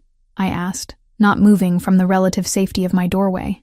Detained downstairs for questioning by local authorities. The lead man was built like he'd been carved from concrete, his expression completely neutral. Your building super called it in the moment he saw the force lock. They arrived fast. His gaze swept the corridor once, measuring exits and shadows like a habit. "We need to move now. Bring nothing. We'll provide what you need." I grabbed my phone and wallet by reflex, then let them hustle me down the stairs with 2 men in front and 2 behind, a moving box of protection that felt claustrophobic and necessary in equal measure. Outside, 2 more black SUVs had replaced the triad's vehicle. They loaded me into the back of one, and we were moving before I'd even fastened my seatbelt. The drive took 40 minutes through traffic that the driver navigated with aggressive efficiency. We left Manhattan behind, crossed into New Jersey, drove through increasingly suburban neighborhoods until we reached a development that screamed upper-middle-class anonymity. The house they pulled up to looked exactly like its neighbors. 2 stories, neutral siding, landscaping maintained but not ostentatious. The kind of place you'd forget 5 minutes after driving past it. Perfect for hiding someone. They escorted me inside with the same professional efficiency, sweeping through rooms to ensure security before finally relaxing fractionally. The interior was furnished but impersonal, like a model home or an extended stay hotel. Clean surfaces, neutral colors, nothing that suggested actual people lived here. Lorenzo stood in the living room with his back to the door, looking out the window at the quiet street beyond. He'd lost weight, I realized, the suit hanging slightly wrong on his frame. His shoulders carried tension that hadn't been there even in the worst days of his physical therapy. "Secure," one of the security team announced. "Perimeter is clear. We'll maintain shifts around the clock." Lorenzo nodded without turning. The team dispersed to stations throughout the house, leaving us alone in the living room's carefully neutral space. "Thank you," I said to his back, "for sending them, for getting me out. Don't thank me yet." He finally turned, and the exhaustion on his face hit me like a physical blow. Dark circles shadowed his eyes, and new lines had appeared around his mouth in just 4 days. "This situation is complicated. I can leave. Go somewhere else. Somewhere they won't find me." There is nowhere they won't find you. He moved to the sofa and sat with the careful movements of someone conserving energy. The triad has been using my relationship with Valentina as leverage for months. The attack 3 months ago wasn't random violence. It was a targeted hit designed to eliminate both me and the woman they believed I loved, removing obstacles to their operations in one strike. I sank into the chair across from him, my legs finally giving out. But Valentina died. They won their leverage. That's what we thought too. Why they backed off after the attack, assumed both of us were dead or broken. His dark eyes held mine with uncomfortable intensity. But someone inside my organization has been feeding them information. That informant reported that you left the mansion, that there was a twin, that you'd been pretending to be Valentina for months. Once they knew you existed, tracking you down through public records was trivial. The pieces clicked into place with sickening clarity. So now I'm the leverage again. Now you're a liability they want to eliminate, and a tool they could potentially use against me. He leaned back, closing his eyes briefly. When he opened them again, something harder had settled into his expression. Which brings us to why you're here instead of somewhere else. Because you're protecting me. It felt presumptuous saying it out loud, assuming he'd extend protection to the woman who'd betrayed him so thoroughly. Because I won't let the triad use another Moretti sister as a playing piece in their war with my family. The correction was sharp, deliberately cutting. This isn't about you specifically, Lucia. It's about not giving them weapons to use against us. That's pragmatic strategy, not sentiment. The words landed exactly as he'd intended them to, drawing clear lines between protection and caring, between what he was willing to do and what he was willing to feel. I nodded, swallowing around the lump in my throat. Understood. You'll stay here under security until we resolve this. 4 bedrooms. Team works in shifts. No external contact without clearance. There's food in the kitchen. Basic supplies in the bathrooms. You're not a prisoner, but you're not free to leave either. How long? Until I eliminate the threat. Or negotiate a truce that keeps you off their target list. He stood. The conversation apparently concluded in his mind. Try to stay out of the way. I have work to do. The first week at the safe house passed in strange, suspended animation. Lorenzo worked from a converted bedroom office, taking video calls and managing operations through encrypted channels I wasn't allowed to observe. The security team rotated through shifts with military precision, acknowledging me with nods, but no conversation beyond necessary communication. I existed in the negative space between captivity and safety, free to move through the house but trapped within its walls by threats I couldn't see. I read books from the surprisingly well-stocked shelves, cooked meals that Lorenzo ate mechanically when reminded, tried not to think about how my entire life had collapsed into this anonymous suburban prison. On the 8th night, everything changed. I couldn't sleep, restless energy making the bedroom feel claustrophobic. I wandered downstairs around 2 a.m. to find Lorenzo still working in his office, the blue light from multiple monitors painting his face in harsh angles. His door was cracked open, and I could hear him speaking in rapid Italian to someone on a call. I was about to retreat when I heard something else. A second conversation happening in the background of Lorenzo's call. Voices speaking what I initially thought was Italian, but resolved into Mandarin Chinese as I focused. My college degree had been in comparative literature with a focus on Asian languages. I'd loved it. Spent 4 years immersed in Chinese literature and culture before dropping out to help Valentina when her life had imploded. The language came back like muscle memory as I listened to the background conversation bleeding through Lorenzo's call. They were speaking in code, but it was cultural code. References to classical Chinese literature that would sound like nonsense to anyone who hadn't studied it extensively. The general prepares his horses at dawn wasn't about animals. It was a reference to a famous military strategy poem about surprise attacks at first light. They were planning something for dawn, something involving the Ricci family's operations. I knocked on the office door frame. Lorenzo's head snapped up, irritation flashing across his face at the interruption. He held up a finger, finishing his call before addressing me. It's the middle of the night. That conversation your contact was having in the background. The Mandarin one. I moved into the office despite not being invited. They're planning an attack. Tomorrow at dawn. On your warehouse, I think, based on the reference to storing grain during winter. Lorenzo stared at me for 3 full seconds. You speak Mandarin. I studied Chinese literature in college. That wasn't casual conversation. It was coded military strategy hidden in classical references. The words tumbled out rushed as I tried to explain. The phrase about preparing horses at dawn, it's from Sun Tzu's commentaries. It means early morning attack. And the winter grain storage is probably literal, your actual warehouse where you store shipments. He was already pulling up files on his computer, cross-referencing information I couldn't see. The Eastern warehouse. We have a major shipment coming in tomorrow, valuable enough that losing it would cost us millions, and political capital we can't afford to lose. Can you move it? Not in time. But I can be ready when they hit us. He pulled out his phone, started making calls with clipped efficiency. Anthony, we have credible intelligence about an attack on the Eastern facility. Dawn tomorrow. I need everyone available there in defensive positions by 5 a.m. I backed out of the office, letting him coordinate the response. My part was done.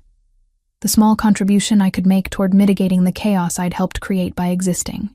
At dawn, Lorenzo left with half the security team, leaving me under guard with the remainder. The house felt emptier with him gone, more obviously a cage despite the comfortable furnishings. I spent the morning unable to focus on anything, jumping at every sound, wondering if my information had been accurate, or if I'd sent Lorenzo into danger based on half-remembered college courses. He returned at 2 p.m., exhausted, but satisfied. Blood spattered his shirt cuff, but he moved without favoring any injuries, so I assumed it wasn't his. Your intelligence was perfect, he said, accepting the coffee I'd made without being asked. They hit the warehouse at dawn exactly as you predicted. We were waiting. Took them completely by surprise. Anyone hurt? 2 of theirs dead, several injured. We captured 2 of their mid-level people alive, lieutenants who were directing the operation. He drank the coffee in long gulps, needing the caffeine. That gives us leverage for negotiation. Over the next 3 days, Lorenzo orchestrated a truce with cold-blooded precision. The captured lieutenants became bargaining chips in video negotiations I was allowed to observe from just outside the frame. The triad leadership wanted their people back. Lorenzo wanted guaranteed safety for anyone connected to the Ricci family, including by extension the Moretti sisters. The final video call happened on the 4th day after the warehouse attack. Lorenzo set up his laptop in the living room, positioning himself in the frame with professional precision. Then he gestured for me to join him. Stand here, he instructed, indicating a spot just to his left, close enough to be clearly visible, but slightly behind him, in a position that suggested both protection and ownership. The call connected to show 3 men in an elegant office somewhere I didn't recognize. The one in the center was clearly the leader, older than the others with silver threading his dark hair and eyes that missed nothing. Mr. Ricci, the man said with perfect English and minimal accent, you have something that belongs to us, and you've been trying to take something that belongs to me. Lorenzo's voice carried absolute authority, the tone of someone accustomed to commanding rather than requesting.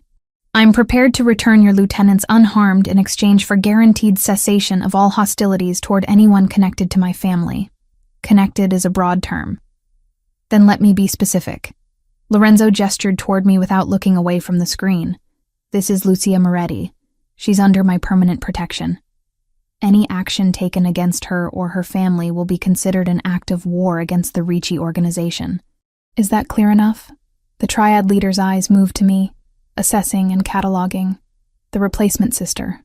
I'd heard rumors you'd been foolish enough to fall for her lies. What I fell for doesn't concern you. What concerns you is that touching her means war. A smile that held no warmth. You replace one Moretti sister with another like they're interchangeable parts. Very pragmatic, Mr. Ricci. I can respect that. Lorenzo's jaw tightened fractionally, but his voice remained controlled. Do we have an agreement? Return our people unharmed by midnight tonight. We'll withdraw all operations targeting your family, including the sisters. The leader leaned back in his chair. But Mr. Ricci, a word of advice.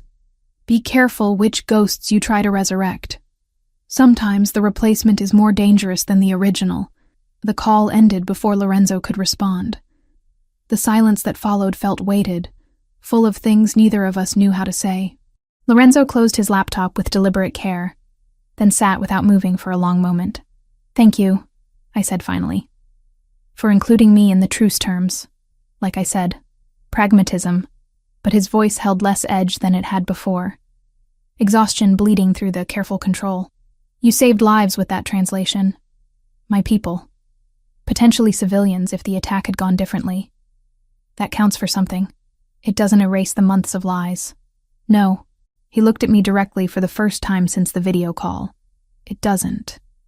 But maybe it's a first step toward understanding that you're more than just the lie you were asked to tell.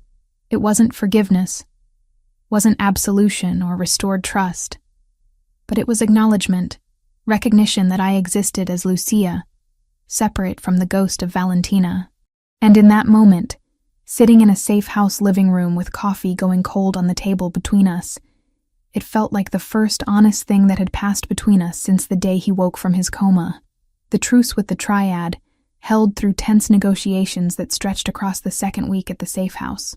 Lorenzo worked around the clock, coordinating with Anthony and other family members I heard but never saw, assembling the pieces of a deal that would keep everyone alive. I existed in the margins of that work, present but peripheral. The security team had relaxed fractionally after Lorenzo returned from the warehouse attack unharmed, but the house still felt like a fortress designed to keep the world out, and me contained within.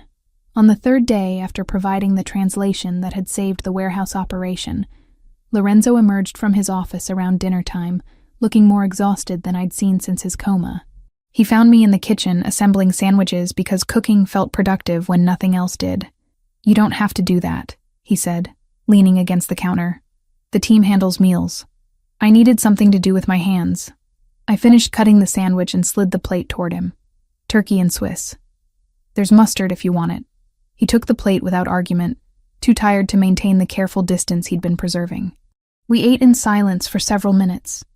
The only sound, the quiet hum of the refrigerator and distant voices from the security team's shift change. "The translation you provided," Lorenzo said eventually, setting down his half-eaten sandwich.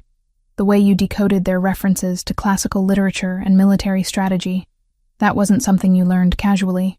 I studied Chinese literature for 4 years in college. Comparative literature with a focus on East Asian cultures. The words came easier than expected, talking about the life I'd abandoned so long ago. I was good at it. My professors said I had a natural ear for linguistic patterns. What happened? Why drop out if you were succeeding? The question I'd been dreading. Not because I didn't want to answer, but because the answer revealed so much about the sister he'd lost and never fully known. Valentina needed help. Her boyfriend at the time got her pregnant and then disappeared when she told him. She was terrified, alone, drowning in medical bills when she miscarried at 4 months. Lorenzo went very still, his sandwich forgotten on the plate. Valentina was pregnant. You didn't know. It wasn't a question. I could see the shock and pain radiating from him in waves. She never told you. We weren't together yet when that happened. We met 2 years ago, but if she was pregnant before that... He ran a hand through his hair. A gesture of frustration I'd learned meant he was processing something difficult. Why wouldn't she tell me later, when we got serious? I think she was ashamed. Not of the pregnancy itself, but of how alone she'd been. How completely that guy had abandoned her when she needed him most. I moved around the kitchen island, needing distance from the pain I was causing. She told me she never wanted to be that vulnerable again. Never wanted to need someone so desperately that losing them would destroy her. So she built walls. Lorenzo's voice had gone quiet, introspective, kept parts of herself separate. I always thought she was just independent, that she valued her privacy. I didn't realize she was protecting herself from being hurt again. She loved you. That was real. But the parts of herself she kept hidden, those were real too. I hesitated, then added, I'm not sure you knew her as completely as you thought you did. I'm not sure anyone did. He processed this in silence, his dark eyes distant with thoughts I couldn't read. When he finally spoke again, his voice carried a weight of realization. You gave up your education to help her through that. Dropped out to work and cover her medical bills. She was my sister, my twin. We'd shared everything since before we were born. How could I not help her when she needed me? And then she built a life you weren't part of. There was no judgment in his tone, just observation. Met me, got engaged, kept her apartment in Manhattan separate from the family she'd come from. Left you behind. The words stung because they were true. Valentina had climbed out of the hole that pregnancy and abandonment had dug. And she'd done it by creating distance from everything that reminded her of being vulnerable, including me. She didn't mean it as rejection, I said, though I wasn't sure I believed that completely. She was trying to become someone new, someone who couldn't be hurt the way she'd been hurt before. But it left you working 2 jobs to pay rent on an apartment you could barely afford, while she wore designer clothes and planned a wedding that probably cost more than you made in a year. Lorenzo stood, pacing to the window with restless energy. I gave her everything she wanted. Money, status, protection. And I never knew she had a twin sister struggling to survive. She kept us separate on purpose. I think she was afraid that if you knew too much about where she came from, you'd see her differently, as less than the polished woman she'd worked so hard to become. He turned to face me, and something in his expression had shifted. Not forgiveness exactly, but understanding. The woman I loved was more complicated than I gave her credit for, and the woman who's been pretending to be her is someone completely different than I assumed. I'm not her. I never was, even when I was trying my hardest to be. No, you're not. He moved back to the counter, finishing his sandwich with mechanical efficiency.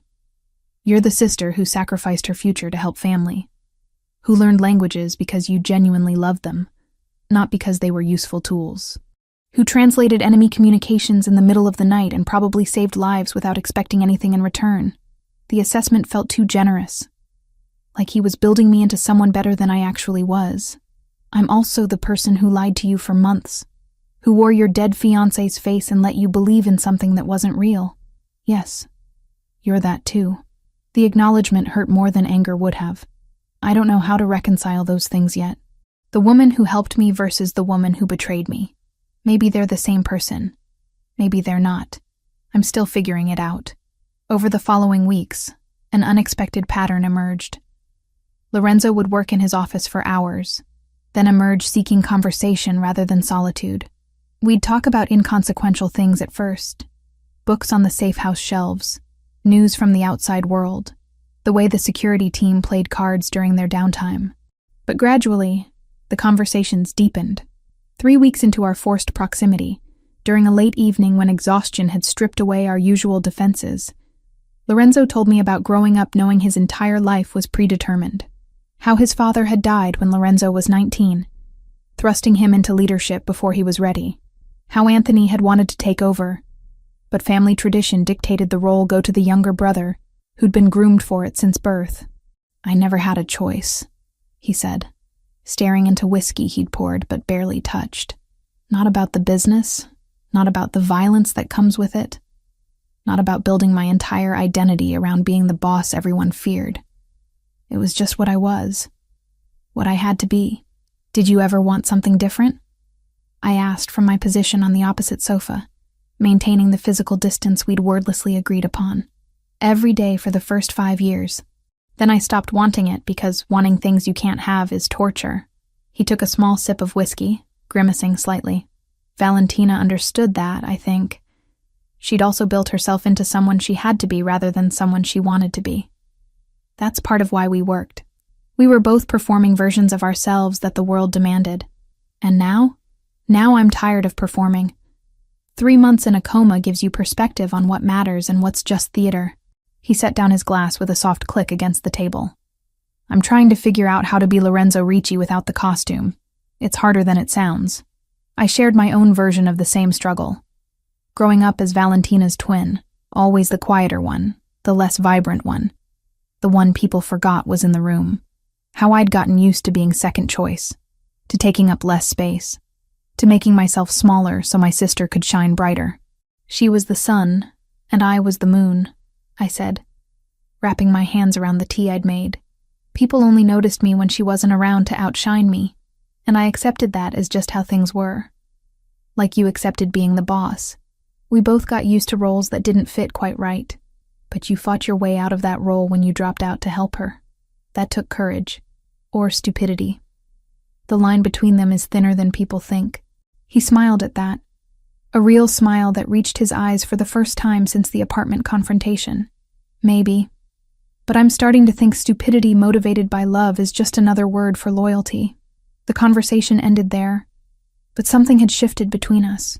Not forgiveness, not restored trust, but recognition. We saw each other more clearly than before, stripped of the masks we'd both been wearing for different reasons. On the 25th day at the safe house, Lorenzo appeared in the living room late one night, looking more troubled than usual. I'd been reading, unable to sleep, and looked up at the sound of his footsteps.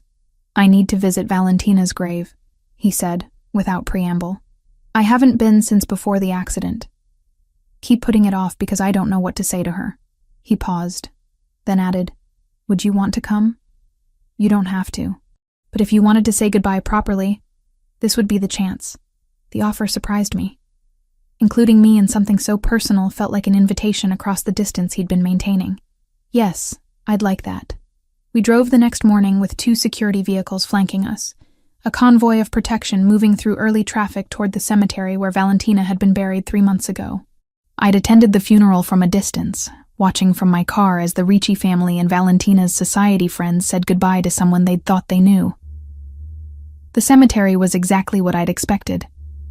Manicured lawns, marble headstones, the quiet pretension of money extending even into death. Lorenzo led the way to a plot beneath a maple tree, its leaves just starting to turn with the changing season. The headstone was elegant, simple, Valentina Moretti, with dates that bracketed a life too short and more complicated than anyone had realized. Lorenzo stood silent for a long moment, holding white flowers he'd bought along the way. When he finally spoke, it was in Italian, words I understood from my months of desperate study. He was asking forgiveness for not protecting her, for failing to see the attack coming, for surviving when she hadn't. I waited until he stepped back before placing my own offering, a letter I'd written in the pre-dawn hours, trying to articulate an apology that could never be adequate. I'd sealed it in waterproof plastic so the rain wouldn't destroy it, then tucked it against the base of the headstone, where flowers and time would eventually cover it. We cried separately, standing meters apart, mourning the same person from different angles. Lorenzo had lost his future. I'd lost my past. And neither of us could undo the fact that she was gone. On the drive back, Lorenzo broke the silence. "My mother has been calling. 10 times this week, maybe more. She wants to apologize, explain why she orchestrated everything. Will you answer? Eventually. She's my mother. I can't hate her forever even though part of me wants to right now." His hands tightened on the steering wheel. "But I can't look at her yet without feeling betrayed, without wondering what else she'd be willing to lie about to protect me. I understand that feeling." I stared out the window at the suburbs rolling past. I feel the same way about myself. Looking in mirrors is complicated these days. "We're quite a pair," he said with dark humor. "Both of us betrayed by people we trusted. Both of us trying to figure out how to exist after everything fell apart. At least we're consistent in our dysfunction." That earned another small smile. There's something to be said for symmetry. 4 weeks after the warehouse attack, Lorenzo summoned me to his office with the formal tone he used for business rather than the casual conversations we'd fallen into. I entered to find him behind his desk, every inch the crime boss rather than the exhausted man I'd been talking to late at night. "The truce with the triad is holding," he said, gesturing for me to sit. "Our intelligence suggests they're satisfied with the terms and have moved their focus to other territories, which means you're no longer in immediate danger." Relief, and something that felt uncomfortably like disappointment warred in my chest. "That's good news. It means you can return to a normal life, not your old apartment. That's too exposed and they know the location. But I've arranged for a secure building with monitoring, top-floor unit with good sight lines and controlled access."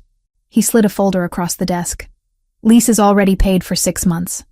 There's also a security stipend to cover monitoring costs and any other necessities."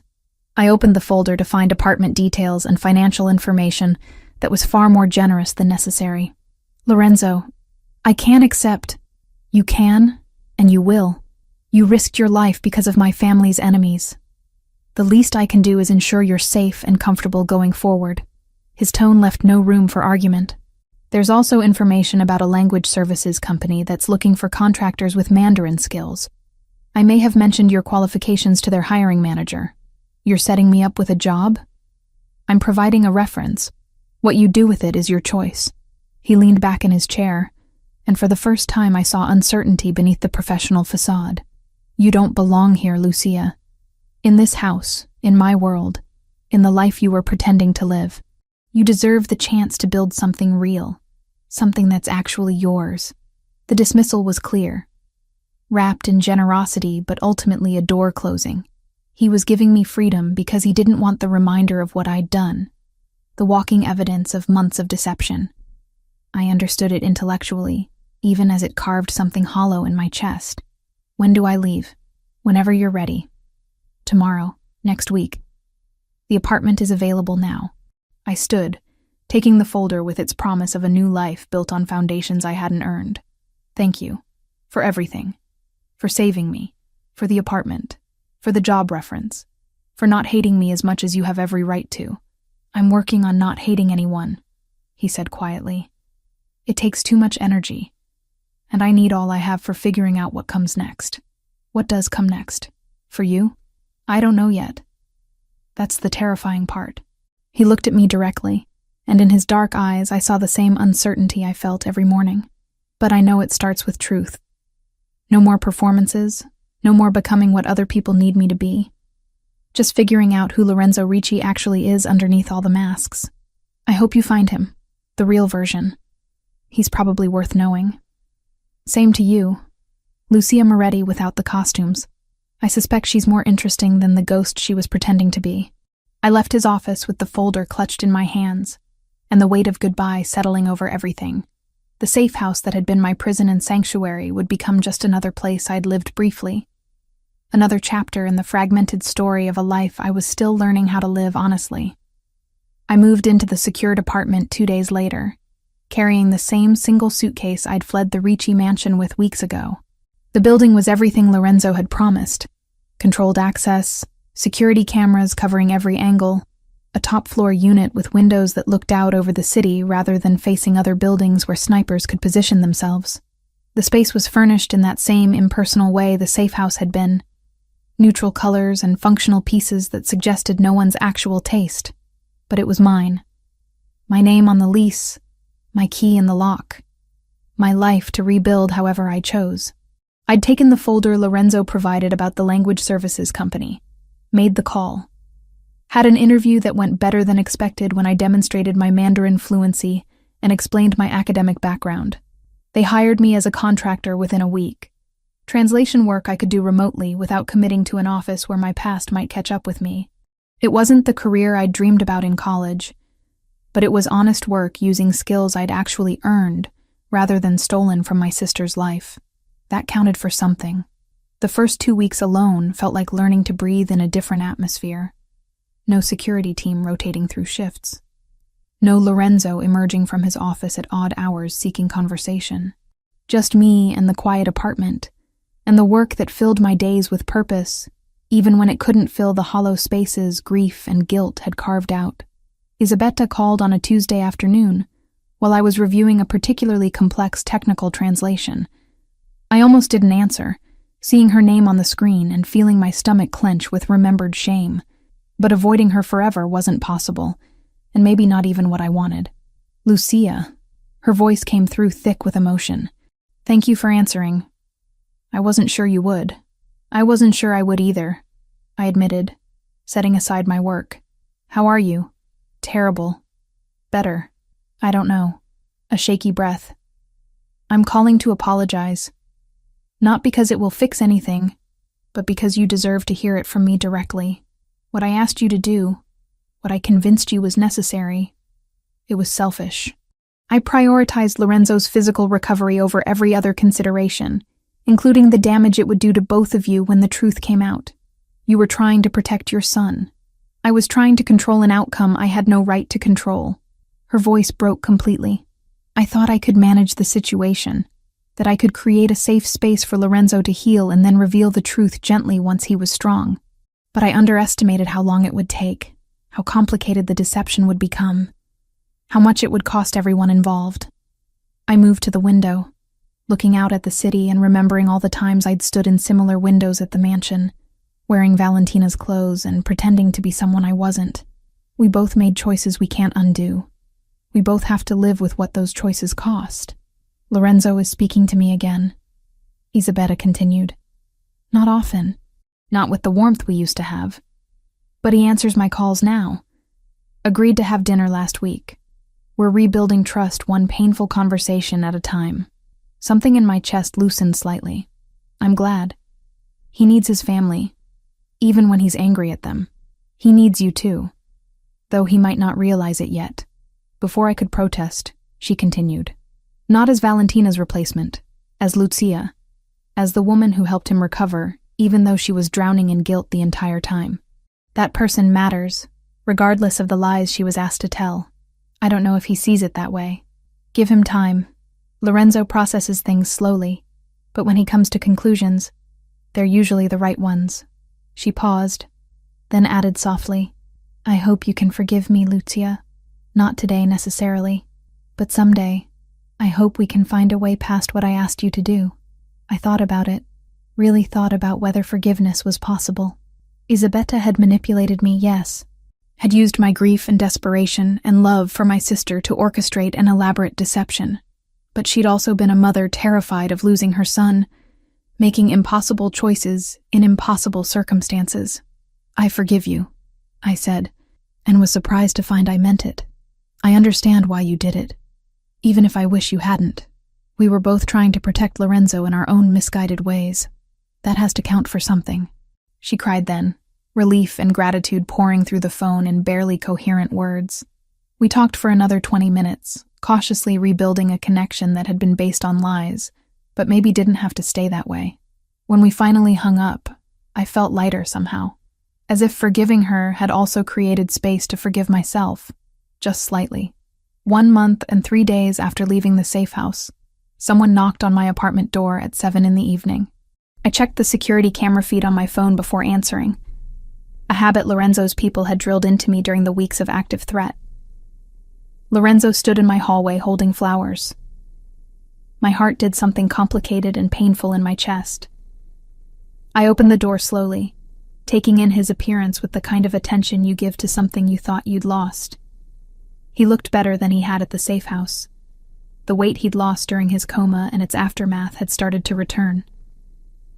The exhaustion that had been carved into his features had softened into something more manageable. He wore casual clothes, jeans, and a dark sweater, looking more human and less like the crime boss who'd orchestrated truces and ordered operations. These are for you, he said, holding out the flowers. They were coral-colored, unusual, and beautiful. Nothing like the traditional roses that would have felt loaded with implications. I didn't know what you liked, so I asked the florist for something that felt like new beginnings. I took the flowers, their stems cool against my palms. They're perfect. Do you want to come in? He entered with the careful movements of someone navigating unfamiliar territory, looking around the apartment I'd been living in for a month. It's nice. Better than that place you were in before, at least from the security assessment. Much better. The job you helped me get pays well enough that I could have afforded something decent on my own, but this is definitely an upgrade. I found a vase under the sink and started arranging the flowers, needing something to do with my hands. How are you? How's the restructuring going? Slowly. Convincing old school members that we need to move away from certain activities is like trying to turn an ocean liner with a canoe paddle. But Anthony supports the changes, and together we're making progress. He settled on the edge of the sofa. Not quite relaxed, but not as rigid as he'd been. I've been thinking about what Valentina used to say, about legitimacy, about building something that didn't require violence as its foundation. I dismissed it then because I thought she was being naive. Now I'm starting to think she was just seeing clearer than I was. She'd be proud of you for trying. Maybe. Or maybe she'd point out I should have listened years ago instead of waiting until I nearly died to take her seriously. He pulled a small box from his jacket pocket and set it on the coffee table between us. I brought you something else. I sat across from him, leaving the safety of distance, and picked up the box. Inside, nestled in dark velvet, was the platinum ring I'd worn for 3 months. Valentina's engagement ring. the symbol of everything I'd pretended to be. "It belongs to her memory," Lorenzo said quietly. "Not to you, not to anyone else. I had it cleaned and reset in its original box. But I wanted you to see it one more time, to understand something." "What?" "That I know why you accepted my family's request. You weren't trying to hurt me or steal Valentina's place. You were trying to help, in the only way they gave you to help. And while I'm still processing the betrayal, I'm starting to understand the impossible position you were in." He leaned forward, elbows on his knees. "This ring represents a promise I made to someone who's gone. But maybe it's time to stop living in that past and figure out what the future could look like." I closed the box carefully, the weight of it somehow both heavy and liberating. "What does that mean?" "It means I'd like to take you to dinner. Not as an obligation, not because of security concerns or family pressure. Just as two people who've been through something terrible together and might want to see if there's anything worth building on the other side." His dark eyes held mine, vulnerable in a way I'd only seen during his worst moments of recovery. "I want to know who Lucia Moretti is when she's not pretending to be anyone else. If you're willing to show me." The invitation hung between us, weighted with possibility and risk in equal measure. This was a chance to start over, to build something real from the wreckage of what we'd both lost. But it was also terrifying, exposing myself to someone who'd seen me at my absolute worst and had every reason to never trust me again. "Yes," I said, because the alternative was letting fear make my decisions for the rest of my life. "I'd like that. I'd like to see who we both are when we're not wearing masks." "Saturday? There's a restaurant in Brooklyn. Small place that doesn't cater to the usual crowd. We could just be two people having dinner. Saturday works." He stood, and I walked him to the door. Before leaving, he paused in the doorway. "This won't be easy. I can't promise I've completely forgiven you, or that I won't have moments where the betrayal hits me fresh. But I think we both deserve the chance to figure out if there's something real here, underneath all the lies and trauma. I'll take complicated and real over simple and false any day." A small smile touched his lips. "Good. That's what we've got." The dinners became weekly rituals over the next 3 months. We met at different restaurants, always in neighborhoods where Lorenzo's reputation didn't precede him, places where we could talk without performing for audiences who expected certain behavior from a crime boss and his companion. We talked about everything except the immediate past, giving ourselves space to be people rather than victims of circumstance. Lorenzo told me about his plans to restructure the family business, moving resources toward legitimate enterprises and slowly extracting them from the violent operations that had defined previous generations. It was work that would take years and came with resistance from all sides. But he was committed to honoring what Valentina had asked for, even if she'd never see the results. I told him about returning to school online, taking literature courses again after so many years away from academia, about the satisfaction of translation work, the puzzle of making meaning transfer across languages and cultures, about slowly rebuilding a life that felt like mine rather than something borrowed or stolen. We avoided the minefield of what had happened between us, not out of cowardice, but strategic patience. Some wounds needed time before they could be examined without causing more damage. 3 months into our weekly dinners, Lorenzo picked me up at my apartment with a nervousness I'd never seen in him before. We'd fallen into comfortable patterns by then, easy conversation and careful boundaries. But tonight felt different somehow. The restaurant was one we'd been to before, a quiet Italian place where the owner knew Lorenzo, but didn't make a fuss about his presence. We ordered food we barely tasted, both of us dancing around something neither knew how to say directly.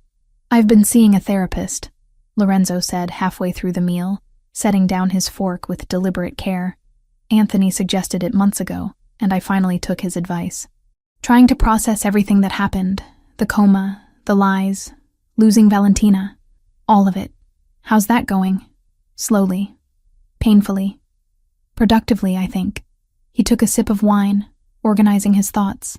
"One thing we talk about a lot is the difference between the person I was with Valentina and the person I am now. How trauma changes you in ways you can't undo, and maybe that's not entirely bad." "What do you mean?" "The man who got engaged to your sister was performing a role. The powerful boss, the controlled leader, the person who had everything figured out. I thought that's what she wanted. what everyone wanted, but that person was exhausting to be. And I'm not sure he was particularly real. He looked at me directly. The person I am now, after everything. He's messier, more uncertain, but maybe more honest.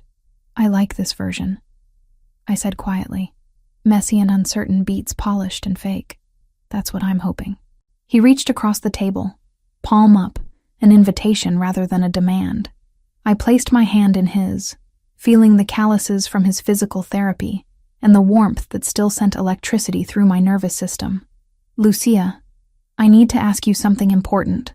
My heart rate kicked up. Okay, these last 3 months, getting to know you as yourself rather than as Valentina's echo, it's been the most honest thing in my life. You don't perform for me. Don't tell me what you think I want to hear. You just exist as Lucia, with all your complications and flaws and strengths. And he paused, searching for words. It's what I didn't know I needed. Lorenzo, let me finish. His thumb traced circles on the back of my hand. I can't promise I'm completely over what happened. Can't say there won't be moments where I remember the betrayal and feel it fresh. But I'm starting to understand that you were as much a victim of my family's choices as I was. And more importantly, I'm starting to care about who you are separate from all of that. What are you asking? I'm asking if you'd be willing to try this for real.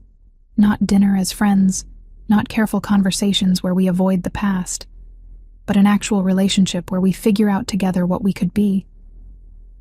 His eyes held mine with an intensity that made it hard to breathe. I'm asking if you'll be my girlfriend, not my fiancé, not a replacement for someone I lost. Just Lucia, the woman I'm choosing right now, in this moment, with full knowledge of everything we've been through. The question hung between us, loaded with possibility and risk. This was everything I'd been afraid to want, offered freely by someone who had every reason to keep his distance. It was terrifying and perfect, and more than I'd thought I deserved. Yes, I said, and watched relief flood his expression. Yes, I want to try. I want to see what we could build when it's real from the start. He stood and moved to my side of the table, pulling me up and into a kiss that tasted like wine and promises and new beginnings. It was different from that first kiss in the therapy room months ago, that test of recognition and memory. This was acknowledgement. Two people choosing each other with clear eyes and honest intentions. When we pulled apart, both of us were smiling. Not the careful expressions we'd been wearing for months, but genuine joy at taking a risk together. This might be a disaster, I said, resting my forehead against his. Probably. But it'll be our disaster, built on truth instead of lies. I'll take those odds.